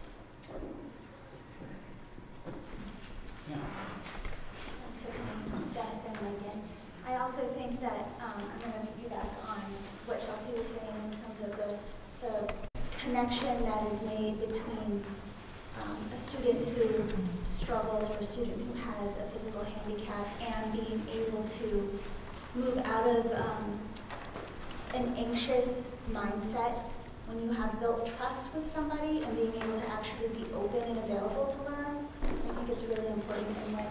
And when people get switched around as a unified district, or even though here this year you are going to move to a different child, I think that that becomes a detriment to the progress of a child's learning.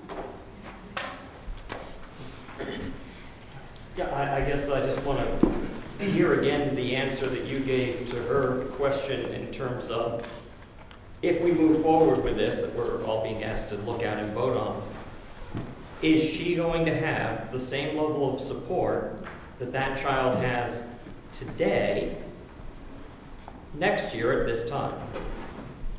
So, yes or no? I mean, that's a simple one. So without any of this, I couldn't answer that as a yes or no, because her needs are going to change. Okay, so So what I will say is that we have every confidence that through this model and the systems talk that we're talking about, that students with needs will have their needs met. And we believe perhaps even better than they are now. Betsy Grassi from Lincoln. I think there is a lot of research to support, a model like this. I think there is a lot of good research to support a model like this, and having people embedded in the system from outside of the system, and coaches, that word kind of gets me a little tripped up. I like a consultant better because it tells you that there's a level of expertise coming in to support teachers, and teachers aren't necessarily going to always want that and have resistance to it, but there's going to be a level of expertise to help people be more accountable and look at their teaching ways after teaching for long periods of time and having certain ways of doing things. I think there's a lot to this to really look at.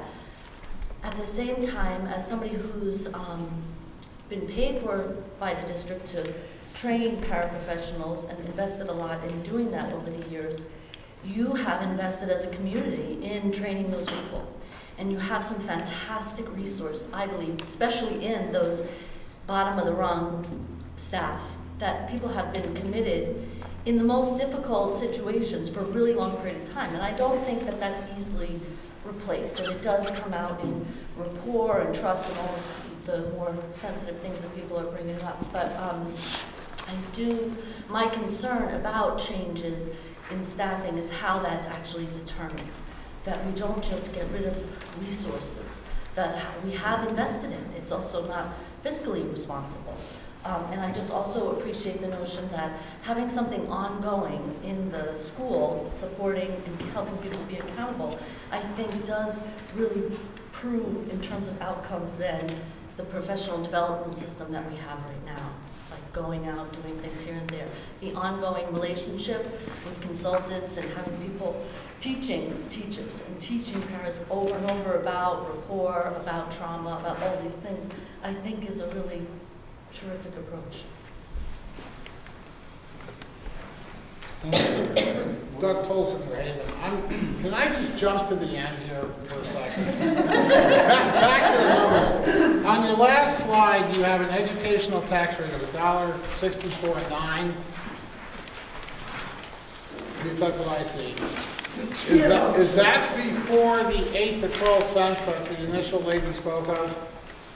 So, just for you're looking at this line here. And what was your statement after that? I didn't quite hear. Okay, so, very nice language sent there, and Mr. Name, I apologize, said that the governor is looking at perhaps an 8 to 12 cent increase. I see you have an 8 cent reduction. I fully understand that. So is this $1.64 before the governor's, what I'm calling a 9 cent increase? So this would incorporate what we're, the information we're getting from the state. So you can see if you look across, so it varies town to town because last year every town had a different education tax rate, which was then adjusted by the CLA, which then produced a property tax rate. So here, sort of the comparison is if you look at Bristol, the year we're in, 159.94. Without the Act 46 reduction would be 164.9. And then you can compare Moncton to Moncton. So you can see it's an increase, I think everywhere except for it was Lincoln, 168. Lincoln would have gone down without that. Okay, but if my real tax rate, I live in New Haven, I see $1.6225, correct? Bottom line, New Haven. So that's before a 9 cent, a possible 9 cent increase from the legislature and the governor. No, I think this would, I'd have to double check on that, but I think that includes the factors from the governor. So what we're getting from the state sets, and this is where there's a depth of conversation that I look to Howard sometimes to help me think through again, because I always have to sort of reteach myself this. But the state sets a yield, and the yield helps determine what the tax rate is. And I don't think it's on here, but there's a certain amount where if you spend, it's $9,000 and some change, if you spend that much per student, then a $1 tax rate would get you that much per student. And then your actual tax rate is established based on what percentage over that 9,000 and change your spending is. And that produces the rates that you're looking at here. So through that, I think the governor's information is included in what that number is set at. All right, so Gordy, I hope you're right. If the governor's number is included, then New Haven would be looking at a slightly less than a 5 cent tax increase. We could be going from 157.67 to 162.25. Because from a local education spending standpoint, these figures here reflect a reduced education spending amount. So it's the same per pupil, fewer equalized pupils, our education spending is going down. And even with education spending going down, which you'll see on a different slide when we kind of come back to the order, education spending from last year to this year went up $1 million. So education spending from this year to next is actually going down by a few $100,000, which still produces, in most cases, except for Lincoln, a few cents of an increase. So any spending above level, which is what you see here, adds to that tax rate increase before you factor in CLA and the Act 46 adjustment. If you do find out that the 9 cents is not in there, let me know, because that way I can just keel over because there'll be another $1,000. My taxes will go up $9.60 if the 9 cents is not in there. Thank you. Where were we? All right, I'm going to go through some more slides. That'll prompt more questions, and we can have more conversation. So I think we've addressed this one, and we started talking about this, and that was really sort of that coordinator, coach, interventionist model that we're trying to build. We talked about the increase of special educators, and we didn't talk much yet about this increase of a school psychologist. And that's really about strengthening that early intervention and prevention for both the academic but also the social and emotional supports, which is an area that we see of need across our schools. So this is to help address some of those needs. So that psychologist will be working directly with students, not just working directly with students. So having 2 psychologists will increase our ability for psychologists to be working directly with students, not just doing assessments. And does this early intervention mean working with the youngest population in our district? So that's part of what we need to think about. What's the best way to utilize that resource? Knowing that a part of piece of that, at least if not more than a big piece of it, has to be strengthening that early intervention. And early intervention can mean early in that they're early in their educational career, or early in that, as issues are sort of arising, we're sort of catching them early.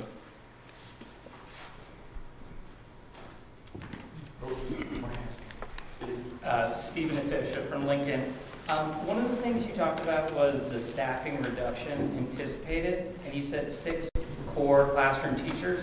How do you decide which 6? Is that like the last to come into the district? Is it? It's determined by contract language. So what 6 that is based upon following the contract language and a seniority list, which we've got some things to work out on that, but it's pretty well prescribed by contract. So, but earlier you had stated timber stand improvement, and is that what a landowner would do, is take the 6 trees that were maybe the youngest and cut those? I don't see that's a good analogy. Come on, I'm sprouting. I mean, that seems silly to me. You know, I really truly do, but I don't know, you brought it up and I just feel like that's not fair. It's just the way it works. Like there isn't much of an alternative around that. That's contract language, and we're bound legally to contract language, and we'll follow that as we work through the process. I just think it was a bad thing to put in here. I don't agree with it. I'm going to come up there and Sure. try not to fall over. I just want to go off what he said. Hello.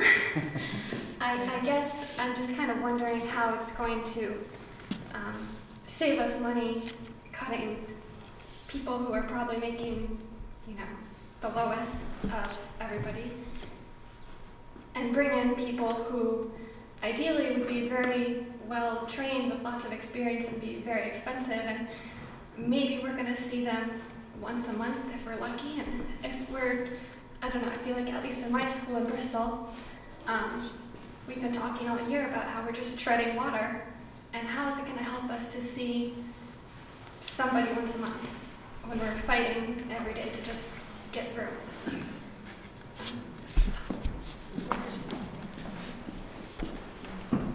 So we don't know at this point what the frequency is that folks will get to see coaches, and some of that depends on how much of it is time as a group, how much of it's time individualized.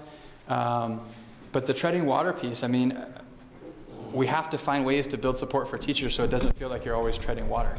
And we have to, part of this is we have to think differently about what we're asking folks to do. I think in particular about upper elementary school teachers who we ask to be experts in a lot of different things and have a great depth of content knowledge in a lot of different things. And as you're getting, you know, toward that upper elementary level, there is a certain depth of expertise and a depth of content knowledge that is expected. And that, I think, contributes to people feeling like they're treading water. So we need to think differently about what we're asking people to do. We need to think differently about the kind of support we're providing to the teachers, but also the students, because it shouldn't feel like you're just treading water.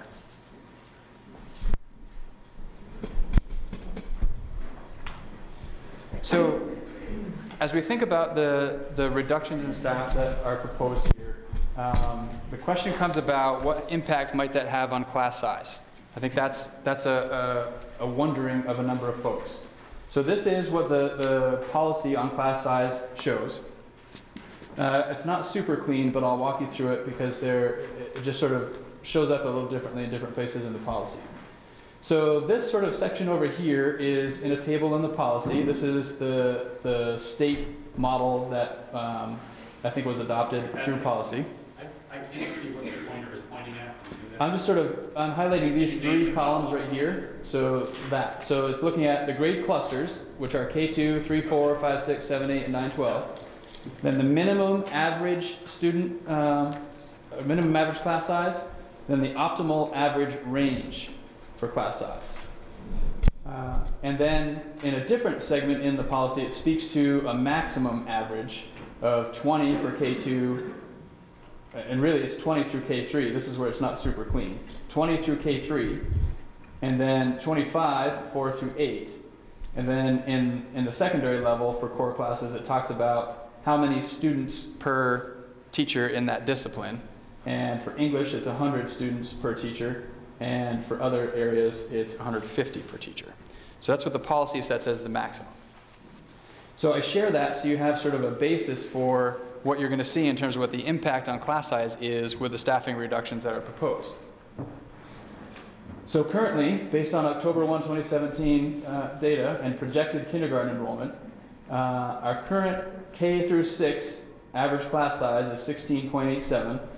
With the 5 K through 6 classroom teacher reductions that we're proposing, that brings the average up to 18.4, which is an increase of 1.53 students per class on average. So of course this is looking at averages. There are variations from that, different circumstances in different schools, but that is the average class size. So the net effect of the reduction in classroom teachers is an increase of 1.53 students per classroom. Can I just clarify? Sure. Did you just say 5 K-6 classroom teachers? Correct. That's not something that we had heard before. That's I hadn't heard before. So there are 5 of the 6 core classroom teachers. Okay, thank you. Patrick, I just have a question. I'm Kathy Smith. I'm from New Haven. I currently teach in Bristol. In Bristol, we have 4 classrooms that are 3-4 multi-age. I believe Lincoln has some 3-4 multi-age, and I believe also New Haven. Would we follow the maximum size of grade 3 of 20 students or grade 4 of 25 students, because we're in the middle? Right. So, welcome to the world of having to sort of figure this out. So, well, I would think you would have it figured out before you published it. Well, the reality is, so it'll be different in different places, but the reality is we're going to be well under those maximum limits anyway. So we'll still be within the optimal range for those grade levels. Would you repeat your last sentence, please? So you're talking about the maximum. So which of the maximums apply? The reality is we're not going to be encroaching on the maximum numbers really as we make these changes in class sizes. We're going to be within the optimal average range still I'm in the when we make maximum those. currently. My classroom size. So what you're talking about is a specific classroom versus average Right. class size. But I'd be curious to know how you're going to handle the multi-age classrooms with that particular table. That's my question. So that's part of what we have to figure out. So it can be different in different situations, but we have to be looking at, our goal is to look at this optimal average range and to be within that optimal average range for that grade size. So you're saying that is not a completed table that you're instructing for boards to follow? This is in board policy as the optimal average range for class size. And we will be within the optimal average range for class size. But not multi-age? In all class, so it doesn't differentiate if you're, a multi-age classroom doesn't have a different optimal average class size. Well, it does for the 3-4. You have 2 different maximum averages in the 3-4s. So my question is just, which one are we going with? And my answer is, we're not going to be encroaching on the maximum average at all. So we're not going to hit any of those. Average across all school, all classrooms. So, Nancy? it's really helpful to look at this from across all 5 towns perspective, but and at the same time, I'm very curious because it must be true that you have projections for each school about what the grade configurations are going to be, the number of classrooms and what the grade configurations are going to be for those classrooms, and a projection about the numbers of kids based on what you know right now, given that some things will change and you may have retirements that you don't anticipate and so forth. But based on the best information you have now, I wonder if you could tell us by elementary school, what are the grade configurations and the class sizes for each of the classrooms based on what you know now? We can talk about what the current grade configurations are. We have some more work to do with what the ideal grade configurations should be as we work with the staffing that we're going to have. So that's not set in stone at this point, exactly what the grade configurations will be at each school and what that will produce for an average class size. But we are confident with the staffing that we would have that we would stay within the optimal average range. But can you describe what you're at least anticipating now by school in terms of how many kindergartens, how many kids in the kindergarten, what you're projecting as far as a multi-age or single grade classrooms? I mean, what's your best guess, given that it's not set in stone? I don't have that information tonight. I can't give it to you tonight. We have ideas, we have thoughts, and we're looking at kindergarten numbers, which are continuing to change. And so it's not set in stone now. And as new information comes, it's going to change it anyway. So we have ideas, and we're playing some ideas out. And all of those ideas, we're confident, stay here. But I can't tell you by school tonight, standing here, what that configuration would be. If you can't tell us tonight, will the board be getting that information before it decides on a budget proposal?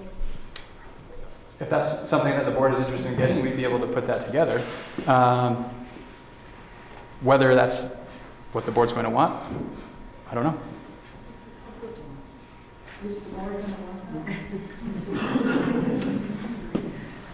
I think when that question had come up before, that there were a lot of changes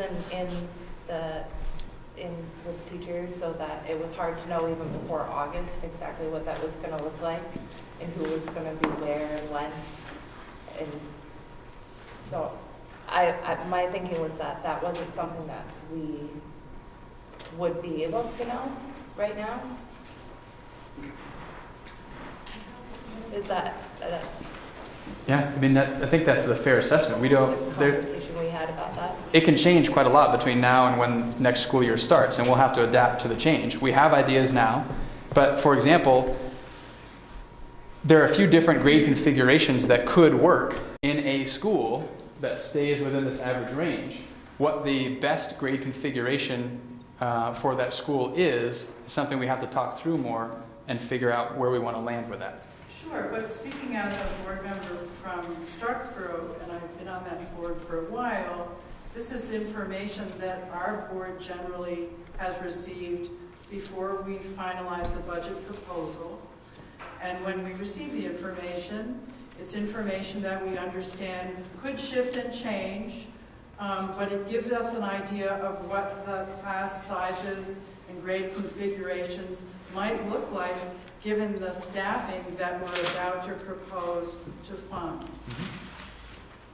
And we could certainly put together what we know now, which would be subject to change. I just don't have it tonight. Yeah. The next slide, could you just go to the next slide? So with the average class size for next year, you're proposing 18.4 students. That's the average class size. Is that what you're? Yep, for K through 6. Which means that you could have one class of 10 and one class of 30, correct? Theoretically, I would hope to avoid that. And with the class that's, let's hope not 30, would that class have additional support available to that class? And would that support be pushed into the class? Or when we are talking about interventionists, are those kids going to be pulled out of the classroom? That's one nice thing about the special ed support system coming into the classroom. So kids are more part of their community. I know that's sort of not So I guess very my good first- question, but there's a lot of issues that came up with that. So My first response is, I can't imagine a scenario that has 30 kids in an elementary school classroom. no, I don't either. But So- I do know classrooms vary from 10 to 23. As they do right now, yeah. Right. And so I'm just wondering where the equity is with the classroom sizes that are much larger than others, and how that support is going to be. And that becomes part of the work we need to do as an admin team as we think about the grade configuration and what that does for class size and what kind of support those classrooms will need to do the work that they need. But it isn't, there are very few things with this that are very black and white. If A, then B. I wish that were the case. It's just not the reality. There are a lot of moving parts, and we need to think about how we can apply the resources given the situations. And that's just sort of the way it works now. Can I just piggyback on that? So just in terms of interventionists, we have had so many different models in Lincoln. perception of how we work with students. And from co-teaching, which has been, in my opinion, really successful, to having push-in with special educators helping students with significant needs. With this new model, and my question is, will there be flexibility in how we work with interventionists? Or are these interventionists, whoever these people are, going to have a specific job definition that pushes them in one way where kids are, I mean, I'm just, yeah, anyway.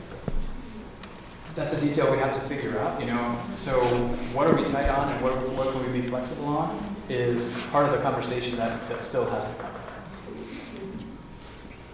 I think I saw it right next. So with the reduction in faculty at all the five with the elementary schools, how you're going to accommodate for that is by collapsing classes, or at least not collapsing classes, that's the wrong word, but rather joining classrooms in classrooms that were previously just, for instance, just first grade or just second grade. So that's a clear change that we can anticipate in the future. Okay. Yeah, so there are also fewer students. So in some cases that may very well be true, that there are multi-age classrooms, multi-grade classrooms that didn't exist that will need to exist. And in some places it's not necessarily going to multi-grade because enrollment is going down. So again, it's different in different places, but it absolutely likely means more multi-grade classrooms than we have now as we look at grade configuration.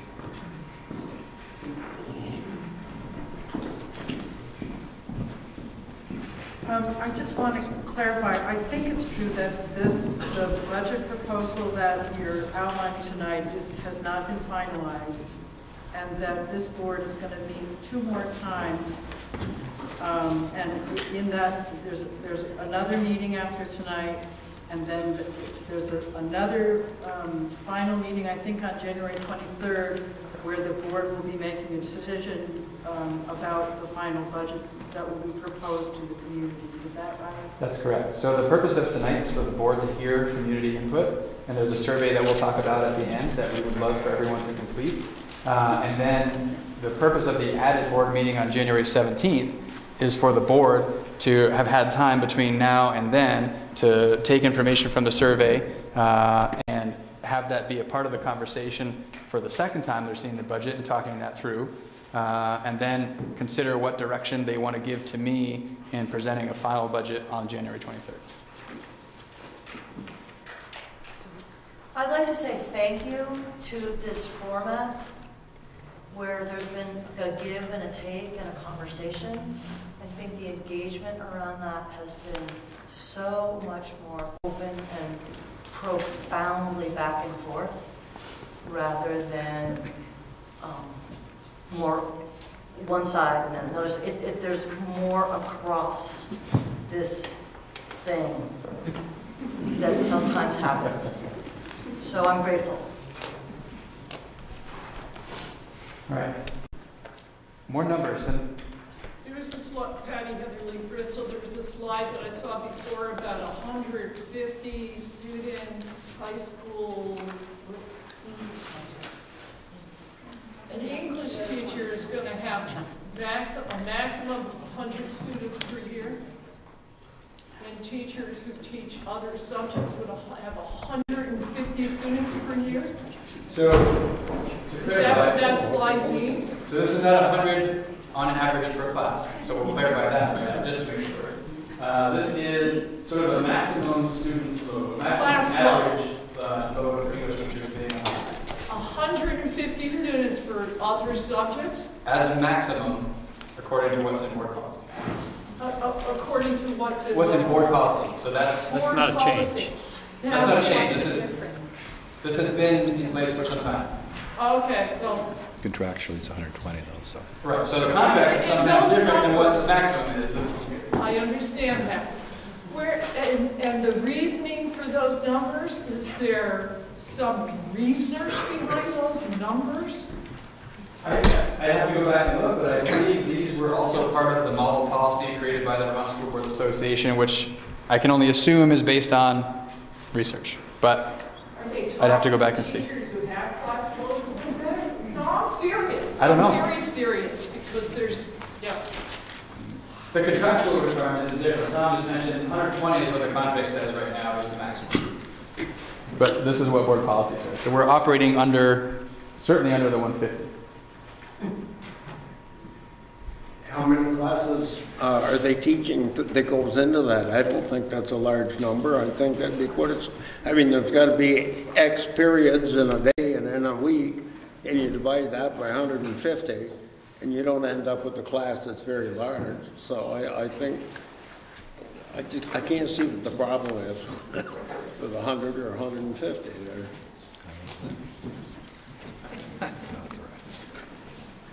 I think that would be a matter of perspective.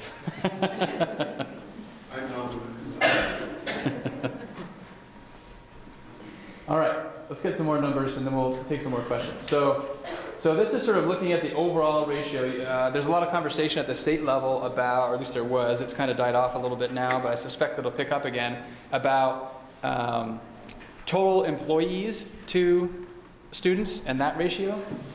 And so where we currently stand in Addison Northeast is 1 to 4.62. So for every 4.62 students we have 1.0 FTE, and that's everybody, custodial, food service, teachers, administrators, it's everybody that makes up that ratio.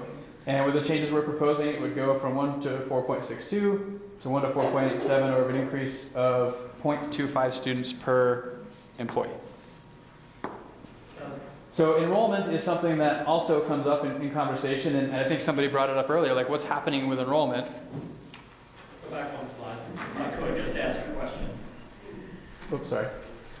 Does that ratio, is that based on faculty that are dealing with students, since they're side by side? Or does that include all staff, including all district office? Everybody. Every employee of the district, 300 some odd employees. So we're decreasing the number of teachers, increasing the number of non-teachers, so the actual ratio of staff working with students is going down. Coaches and interventionists are still people teachers. working directly with students. Yes. Great, and more people in the district office. No. From the district office. We're all from the district office next year. No, that's right, because we're all one district. Okay, so the number of people working one-on-one with students is going down. Good. Does that staff-student ratio include subcontracted? Does not include any subcontracting folks. These are just employees of the district. Yeah. No subcontracting.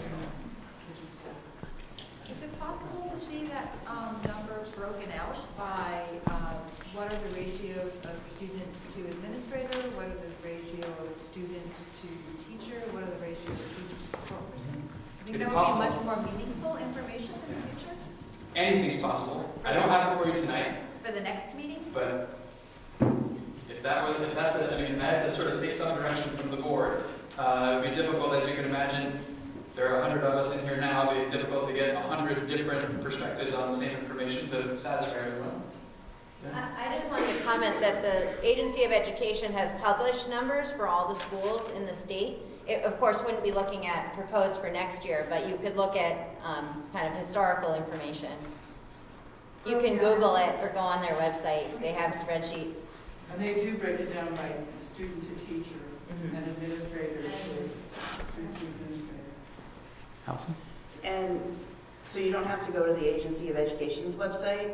It's actually in our town reports, each individual town reports, the school portion, and it has a 3-year running total, and they break it down by teacher to student, and there are specific definitions for each of those things, so you can't look at teacher and have that the state has a specific definition, and you have to be very careful when you look at those numbers. But it's all in our town reports. Those are online on the district's website, or supervisory unit at the moment, on their website under district reports.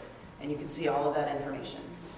And that's where it gets a little bit complicated. So if we try to break it down, we have to be really clear we're talking about the same definitions of what constitutes this and what constitutes that. Looking at it this way, it's everybody. Everybody is everybody, and so in some ways it's cleaner, although not as precise.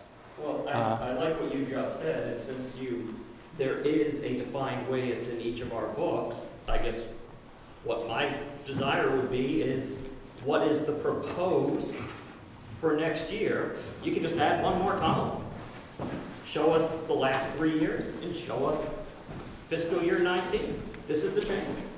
I mean, you know what that's going to be. They're all going to fall in the same buckets. So just, that would be an interesting one just to understand better. My name is Samantha Cahart, and I'm a teacher at Mount Abraham. And my understanding of these ratios, as you pointed out, that if you're using contracted services, they're not included in those numbers. So one way to artificially drop the number is to use contracted services instead of direct employees. And so from my point of view, it makes those numbers irrelevant. You can't compare across different schools because different schools are using different types of contracted services. And it seems like this level funding discussion started with those ratios coming from the governor's office. So I'd like to make that point.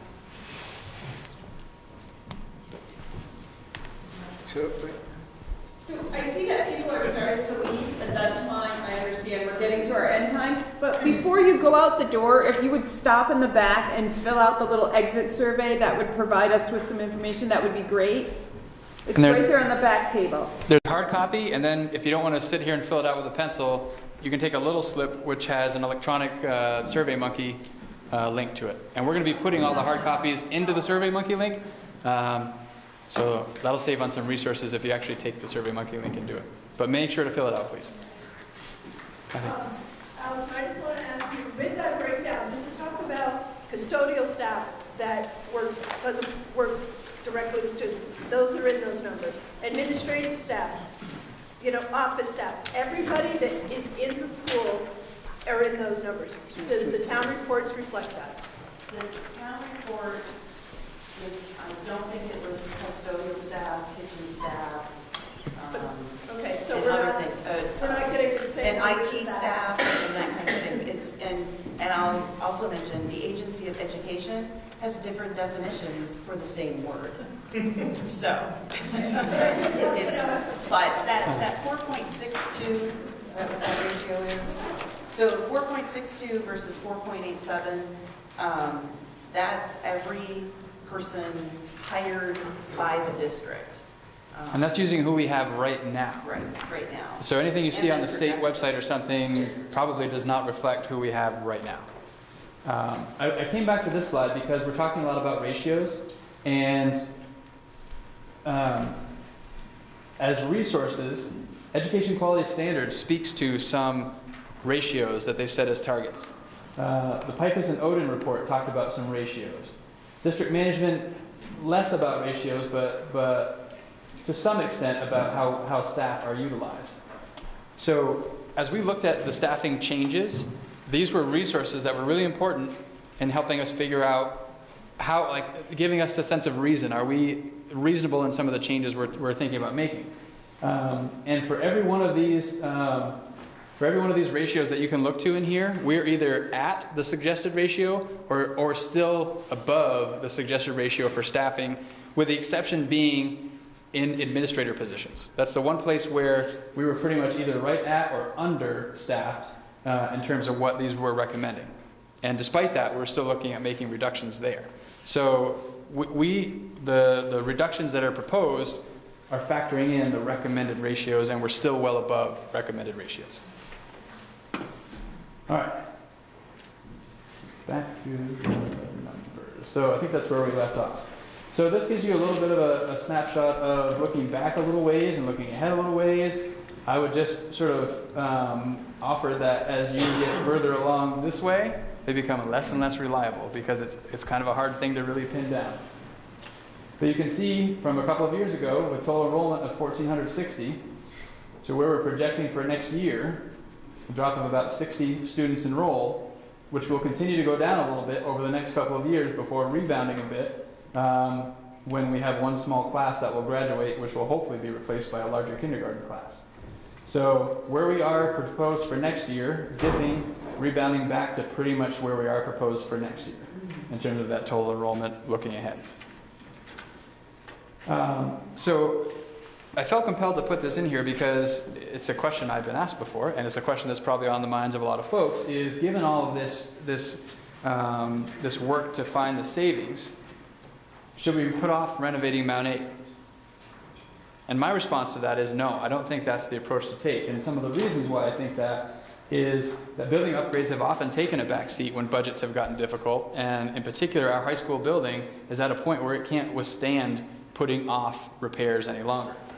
And in addition to that, the FY19 budget, which is what we're talking about, won't be impacted much by the bond. It's really the following year that we'll be making bond interest and principal payments. So it's the FY20 budget that will be more impacted by any approval of a bond.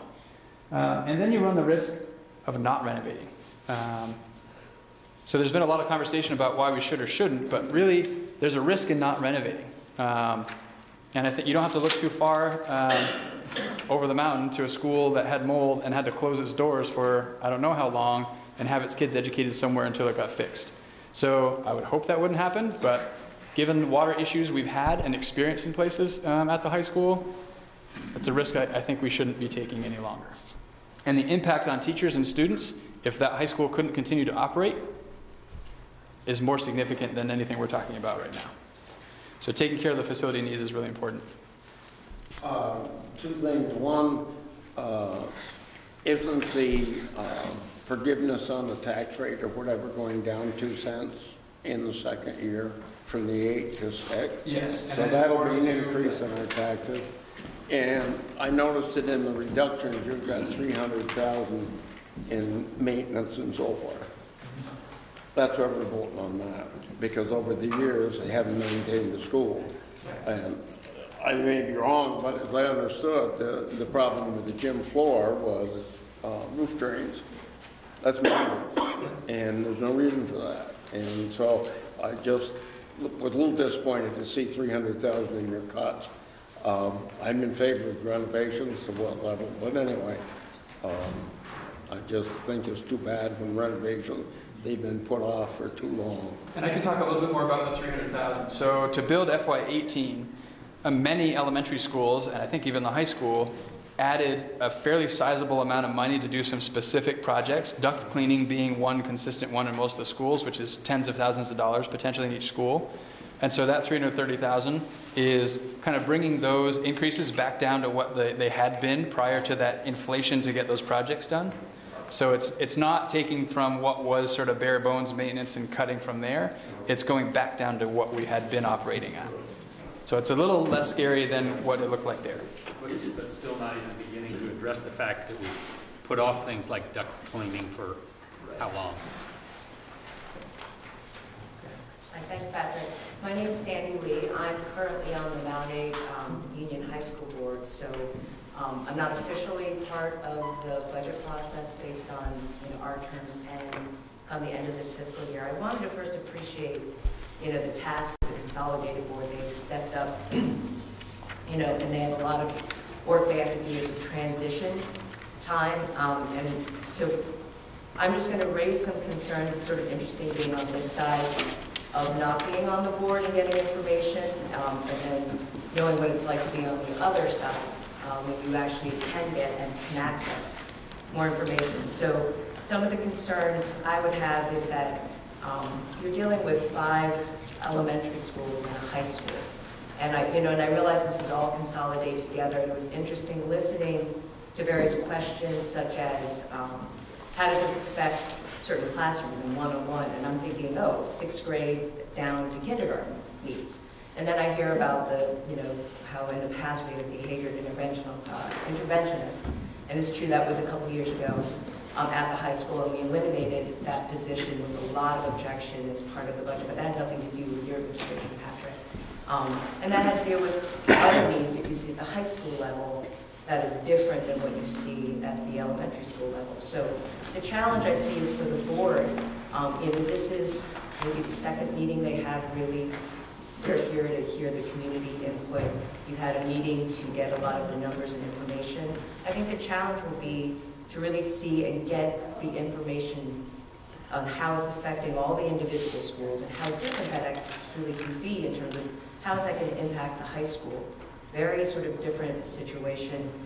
Making sure that you feel you have all the information so that a lot of the questions when there are details that I think that the community feel really important, that you as a board can answer that, or with the help of Patrick, can answer these questions, because otherwise, as a community, we feel sort of left with, you know, is there something I'm missing? If I had gone to that meeting, would I have had the same information? And there are additional board meetings that are happening, and I imagine there'll be fairly vigorous discussion, hopefully, about the very questions that the community raised, because there are significant cuts. And so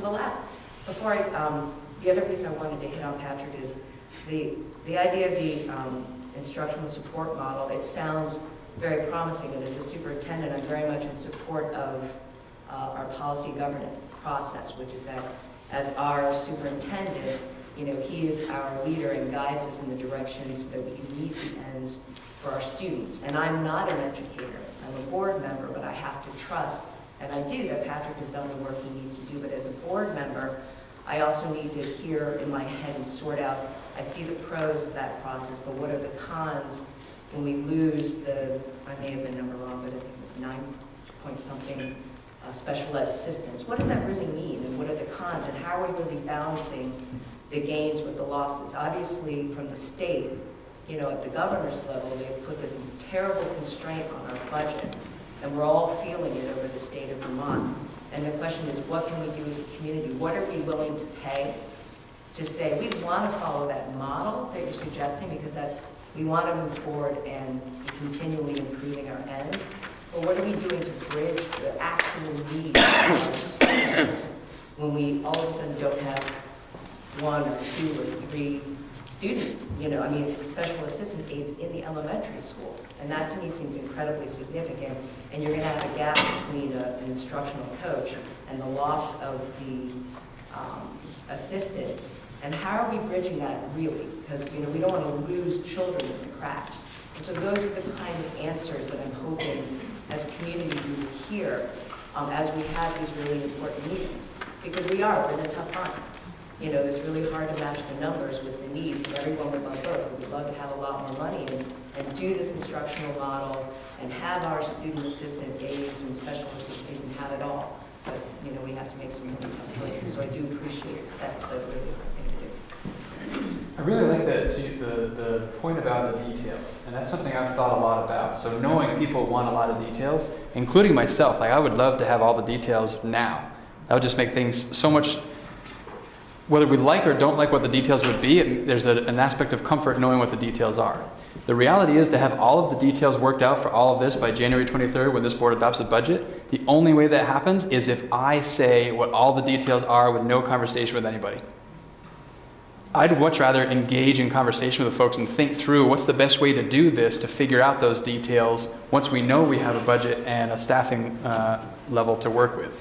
And so that's the challenge with knowing people want the details and having ideas myself about what some of the details could be, but not wanting to just say, these are the details, this is exactly what we're doing, now everybody go and do it. So it's that sort of push and pull with the details. But part of I get the extent of the details, and it gets very, if you're not an educator, it gets very difficult to actually get lost a little bit in it. But part of it is just the assurance of the plan. Like just knowing, I don't need to know the exact details in every school necessarily, but what's the plan? What's the information I'm relying upon? What have my principals given to me? What assurances did we, because they're the ones in the building who know the students and know the teachers and know their staff. You know, what information can we be just assured that I have done this, I have confirmed, I have gotten that's something I might ask in a board meeting that we have every month. But as a community, I think if you hear that assurance as well, it really makes you more confident in that we can take the step.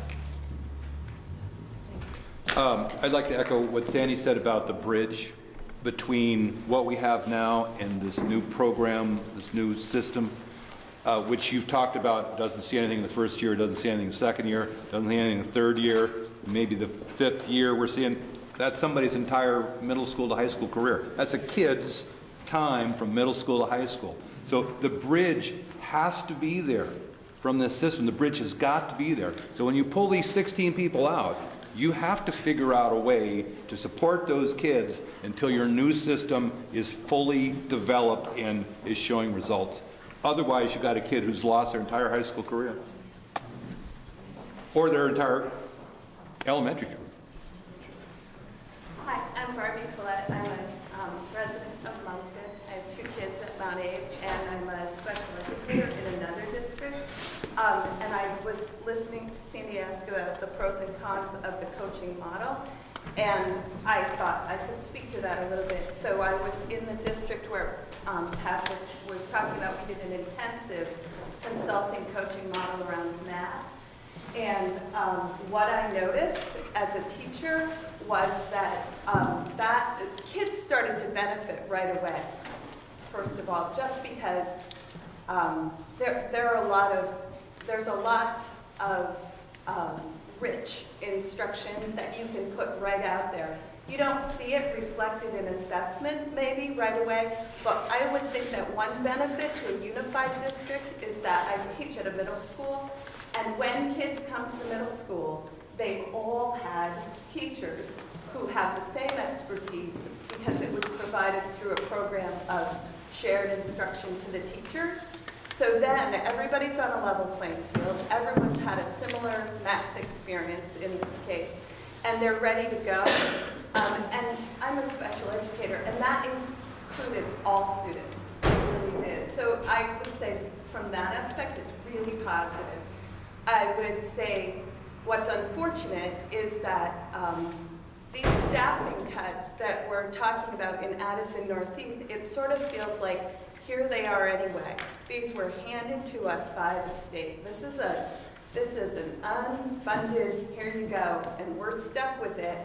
It's very difficult to implement some of the really rich stuff you get if there aren't people in the classroom to do the work. So it's like both. Both things are happening. You have great ideas, you have good information, maybe you know how to write those dynamic assessments that get you away from standardized tests. So all of a sudden you have all this information about how to write a better assessment, but you can't get it done because somebody said you're swimming, right? You're just swimming. So that's where you need the help. And I would say that we have to trust the people who are calling, like the people who are talking and calling teachers and speaking with curriculum leaders. We really have to trust the board to write a great budget, and we have to trust the superintendent and the administrators to implement it. And actually worked for Patrick, and I feel like I trust him. Like this could work, and it could be a good model. I feel that way. I'm very concerned about cutting staff, but that concern for me lies with the state. That's what we got, and I don't necessarily think that this board can fix that for us. I would say, for my part, those are the people who can hear my concerns about that. But I wanted to say that. I also wanted to say that for my own children in this district, the one regret I have is teacher turnover. That's been the biggest difficulty for my kids. My son is a senior. He's had 4 guidance counselors in 4 years. And so I want to thank the teachers, right? And I would really, where my money goes is write a good contract for these people. They are awesome, and we want to keep them. So if we have good teachers, do whatever it takes to build their expertise and get them to stay here. Thanks. Caitlin Christie, Williston, but I work in New Haven. I want to stay. I do. I don't want to be turned over. I want to stay. My question, though, is what's the reasoning behind the 5 positions taken from K-6 and I'm assuming the 1 from the 7-12? So the difference between K-6 and 7-12 is, so we can look at different grade configurations and things like that. It doesn't necessarily change program offerings to students. When you start adjusting and you start eliminating personnel, core teachers at the secondary level, that also means potentially there are programs that are no longer provided to students. And so we were trying to find a way to make the reductions necessary, stay within the class size guidelines in the board policy, and stay within the ratios that were suggested by those reports, and try to find a way that we're not reducing programming offered to students.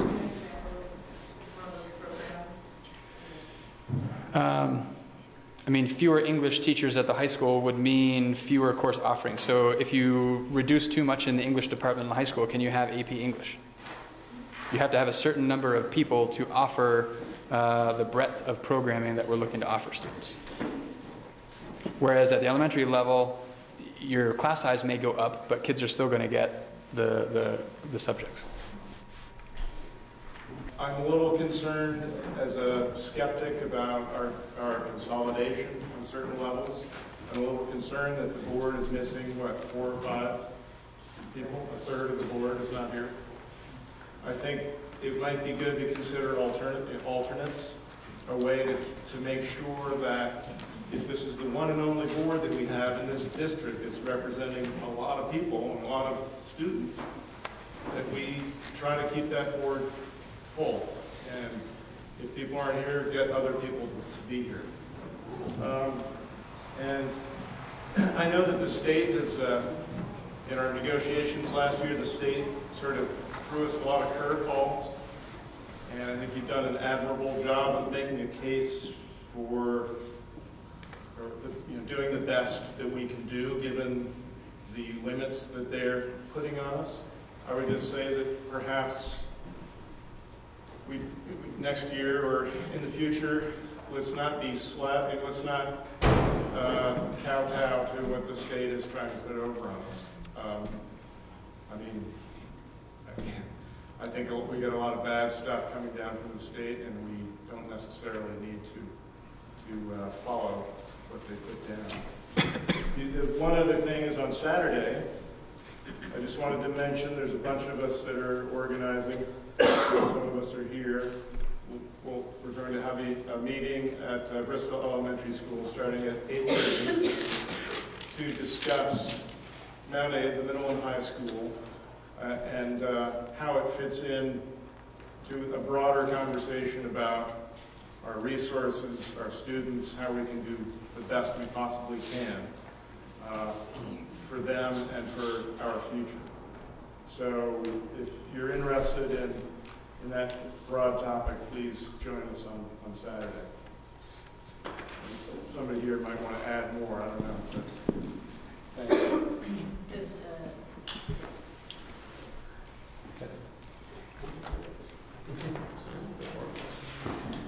I want to address the board. Thinking a lot on this. My name is Deb Rickner. I'm the art teacher at Bristol Elementary School. I've been teaching, I live in Moncton. I've been teaching at Bristol Elementary School for 27 years. I've seen a lot of changes. I've seen a lot of changes in the schools. I've seen a lot of changes in how teachers teach, how they've been told to teach, how they have to teach. I've seen a lot of huge changes in society. And I really need to understand why in a year when you need to cut $1 million, why is that the year why we need to introduce a whole new system of teaching the teachers when we're losing all these critical people in the schools that are working with the students? I've seen this year a lot of decimation in terms of the staff, not enough people working with the students so the other students can learn. And what I wanted to say is that a school is a community, or the entire community. This process that's going on here is decimating and demoralizing our community right now. I've never seen such stress in school right now. The children and the staff thrive from regularity, from year to year, same faces, people who know they can get a hug from, they can trust that they're going to be there. Yes, we need to improve our outcomes, we know that. But tearing apart the community is not the answer. Supporting the community in the classroom, directly intervening with students and working with students is key. And I don't understand why, if we need to satisfy the governor's numbers, why it has to be cutting critical people whose heart and soul are in the schools working with the students. And I think that there needs to be something addressing that.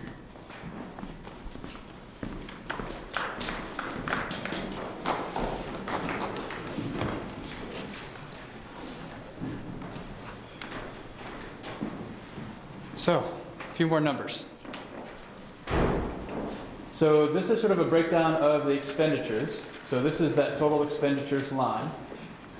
Of all the expenditures, just under 21 million would be categorized in the area of instruction and support. So that's 72.7% of our budget is really directly about teaching and learning, working with students. 3 million, a little over 3 million for leadership and business, about 3.5 for facilities. Transportation is just under $1 million, and our food service with that $22,000 reduction goes down to $173,000 out of the general fund to support the food service. I just thought this sort of puts into context where we put our money for education, and you can see the lion's share is in supporting teachers and supporting students. So this is a little bit more on that with some comparison. So again, there's our target education spending. So you can see in FY17 our total expenses. So again, this is not education spending, this is total expenses, $28,320,000. And we can sort of follow that across. That increased to $30,088,000 for the current year, which is an increase of $1.7 million in expenses. And for FY19, the expenses are reduced from FY18 by $1,331,000. So then we look at our revenue. You can see our revenue increased from last year to this year by almost $750,000. And our revenue is going down for FY19 by over $900,000. The two driving factors in this reduction of $900,000 is we had a fund balance carry forward that was about $600,000 less to apply to next year's budget than what we had to apply to this year's budget. So we talked before about the one-time funds at the state level creating some of that gap. Well, one-time funds for us locally is the application of fund balance applied to the following year to offset taxes. So for this current year, $1.5 million was applied from a fund balance revenue to offset the tax rate for this year. We don't have the same $1.5 million to apply next year. We have $600,000 less of that. And so that accounts for 600 of the 936. Most of the rest of the reduction comes in special education. We talked about that before. With a reduction in expenses in special education, you also get a reduction in revenue from special education. And those two make up the lion's share of that 900,000. There are a number of other things that make up little parts and pieces, but that's sort of the big story there. So when we look at the difference now, so education spending, which is total expenses less revenue, $23,861 in FY17, went up by about $1 million, as I mentioned before, to FY18, and is going down by almost $400,000 for FY19. And then we look at what's happening to equalized pupils. We saw the enrollment trend earlier, and we saw that kind of go down, and it's going to kind of pick back up to projected levels for next year in a few years. But when we look at equalized pupil, which is huge, because each one of these equalized pupils represents about $16,000. So we dropped from FY17 to FY18 by 58.22 equalized pupils. You multiply that by $16,000, that's a significant change in the cost per equalized pupil. And then again, to this year, projected for FY19, for this budget cycle, dropping another 24.76. So that's over 80 equalized pupils reduced over the last 2 years times $16,000. It's almost $1 million less spending. And so you can see that the cost per equalized pupil, FY17 was $14,977 per equalized pupil. With that decrease in equalized pupil and not making adjustments last year that could have been made, I suppose, increased the cost per equalized pupil by $1,200.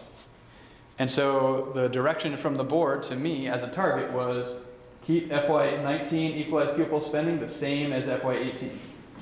Well, I didn't, but I'm close at $4.97 more than last year. That's about a $7,512 total over target, over this. So I'm at $7,500 over that target right now, based on everything we've been looking at. So what's the state tripwire for the double vote? The state tripwire, I don't even know that it's a double vote anymore. They've sort of been changing what you have to do when you cross that spending threshold. But the spending threshold at the state level is $17,800. Okay, so significantly more than our current FY19. Correct. Okay, thank you. And so then to the tax rate. And so as we were talking about, so these are the tax rates before CLA for the year we're in now for each town. Sorry, from here over. These are the tax rates proposed based on what we're looking at here with this budget. And you can see they were different tax rates for each town last year. Now is it because each town was its own district. As a unified district, we have a single tax rate for all of our towns. So that's one change you'll notice here. Then we have the Act 46 adjustment, which of course we didn't have for the year we're in now, which I keep referring to as last year, but it's actually now. And then we have this 8-cent reduction from the tax rate because of passing Act 46. And as you mentioned earlier, that would be 6 cents the year after that, 4 cents, then 2 cents, and eventually that goes away. So the adjusted education tax rate, so these are the same as they were up above because there was no adjustment to that, at least not until CLA. So this becomes the adjusted tax rate after the 8 cents comes off. So then you have the common level of appraisal for each town. And basically what that is it's a way to try and sort of equate home values to what they would be in the fair market value. So what this basically says is for the year we're in now, homes in Bristol are assessed by the town at about 91.35% of what their fair market value is in the real estate world. And so that's an adjustment to the tax rate to accommodate for that. Lincoln, it's saying, Lincoln has their homes assessed over what fair market value is because it's over 100%. And so that, we're going to be dividing by these. So you take this figure, divide by this, and that gives you your property tax rate. When you divide by less than 1, it's going to increase. When you divide by more than 1, it's going to decrease. And so that's the factor that CLA has. So even though we have a single tax rate, each town still has its own common level of appraisal, and that's why you'll see different tax rates. So here's the adjusted tax rate before CLA. Then you have the compounding factor of common level of appraisal, which produces this estimated property tax rate, and you can see it's different for each town. And for some towns, it's a significant decrease, and in other towns, it's less of a decrease. And something just came out from the state today about there's an increase can't exceed 5% from the year before. It doesn't look like that's going to have an impact on ours, but there's a lot of questions, more questions than answers in terms of how that 5% applies. So our business office and I are working with folks to try and understand that a little bit more. Yes. Paul Forlezza from Lincoln. I appreciate this presentation. The net of it for me is there's some pain and some gain. How do you determine that across the schools? I'm not sure I understand the question. Well, there are going to be fewer teachers, okay? So I imagine, based on what you referred to, the contract, that you have no say over that. It's already predetermined. If you have one school losing more teachers than another, is there some mechanism to sort of equalize that, if you will? And do you take into account that some schools are losing more students than other schools? So one of the benefits as a single district will be, as we look at staffing, we're looking at equity across schools. And as a single district, to be able to achieve that equity across schools, we would have the flexibility to assign staffing to different places to realize that equity. And so that's part of the lens we'll have to take as we figure out exactly what next year looks like. So that it isn't, one school has an average class size of 11 and another has an average class size of 27 to give us the total average across. Like, we have to look at equity across schools in a lot of different ways. So there are a number of different components to this concept of equity that we have to look at with different lenses as we apply allocation of resources across schools.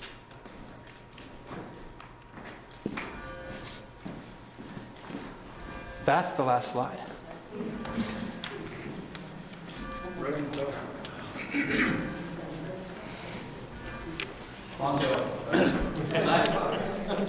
Just a comment on common level of appraisal, because somebody had commented earlier, New Haven's is going up about 5 cents. 2 of that 5 cents is just because their common level of appraisal dropped. So 2 of that 5 cents has nothing to do with any change in the budget. It just has to do with the fact that you're that much further away from doing a town-wide reappraisal. Your appraisals have gotten more out of whack. That's all we're taking responsibility for. Yeah.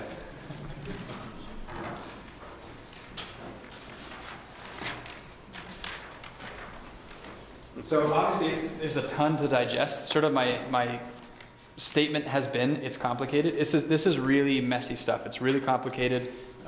It's very emotionally charged. There's a lot of uncertainty.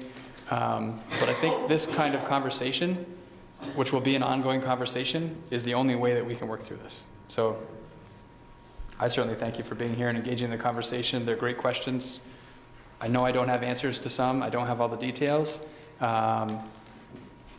But I know that working with folks, we can get through to something that's going to be good for kids. We have to. We have no choice but to do that.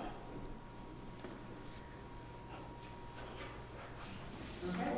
So now we're going to move back out of the presentation mode, back into the finish up the board business. So we're a little more confined by that. At this point, is there anyone have a public comment they'd like to make at this time? Yes. It's really a question about town meetings. In the past, each town has had their own school board, and the school board has discussed what their budget is in town meeting, which is very useful. Have you thought about what's going to happen in town meeting now? So we already have an annual meeting scheduled. It's the last Tuesday, February 27th, and it will be, I'm not sure on the time, because the Mount Abraham board will still have their final meeting that night as well. So we have, that will be our town meeting night. And like the Mount Abraham budget, it will be a meeting held to discuss in one location, which I don't think I don't remember if we determined when we set it up. So February. If I understand you correctly, the actual town meetings will not have any discussion about the consolidated school. That hasn't been settled, but. So can I make a recommendation? I'm on the select board. We are going to lose people if you don't have somebody there talking about what's happening in the consolidated school. And so I suggest, people have a hard time going to multiple meetings, but a lot of people come to town meeting, and I would suggest that there ought to be a board representative at each of the towns for town meeting. That's on our agenda to discuss and plan for that, around how we're going to work it out for moving forward. So. And I can also just offer that for this next town meeting, the local school districts, so the local school boards will still be present. There still has to be an annual meeting. It'll just be a sort of a different flavor, because typically the big conversation is about the next year's budget, which isn't really owned by the local boards anymore. So sort of a different context, but there'll still be a school board and an annual meeting and all that. Yes. My name is Bill Sayre. I live in Bristol. I'd like to commend you for your presentation tonight, and also for the work of the board in putting together a very difficult budget to address an extremely difficult problem. Nobody likes to lose teachers. We all have appreciated the teachers that our children and grandchildren have had, but at the same time, we really do have to bear in mind the terrible strain our Vermont economy is under. Losing 6 people from our labor force every single day, 3 students is significant, never mind the baby that's born opiate addicted every day. Any other service or business that loses customers, loses 30% of their customers, has to reduce staff. It's a unavoidable conclusion, and we've not as a state. Matter of fact, our student population's gone down 30% over 20 years, and our staff has gone up. And I know in each case there was probably a good reason for that, but we've got to the point now where the cost to the taxpayer is simply unsustainable. And one of the reasons our economy isn't growing is because some people have decided to move to another part of the country where their taxes, their property taxes, are lower. And businesses grow their companies in other parts of the country where their taxes are lower.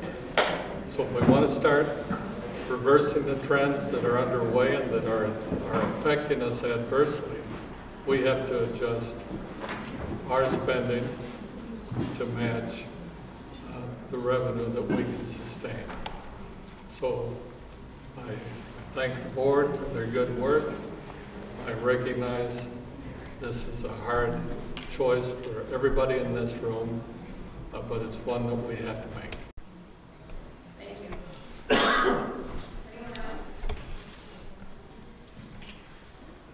I'll take a motion to adjourn on the board. Sarah? All right. At 9:09. Is there a second? I second. Andrew? All those in favor of adjourning, please say aye. Aye. Thank you all for staying. Thank you.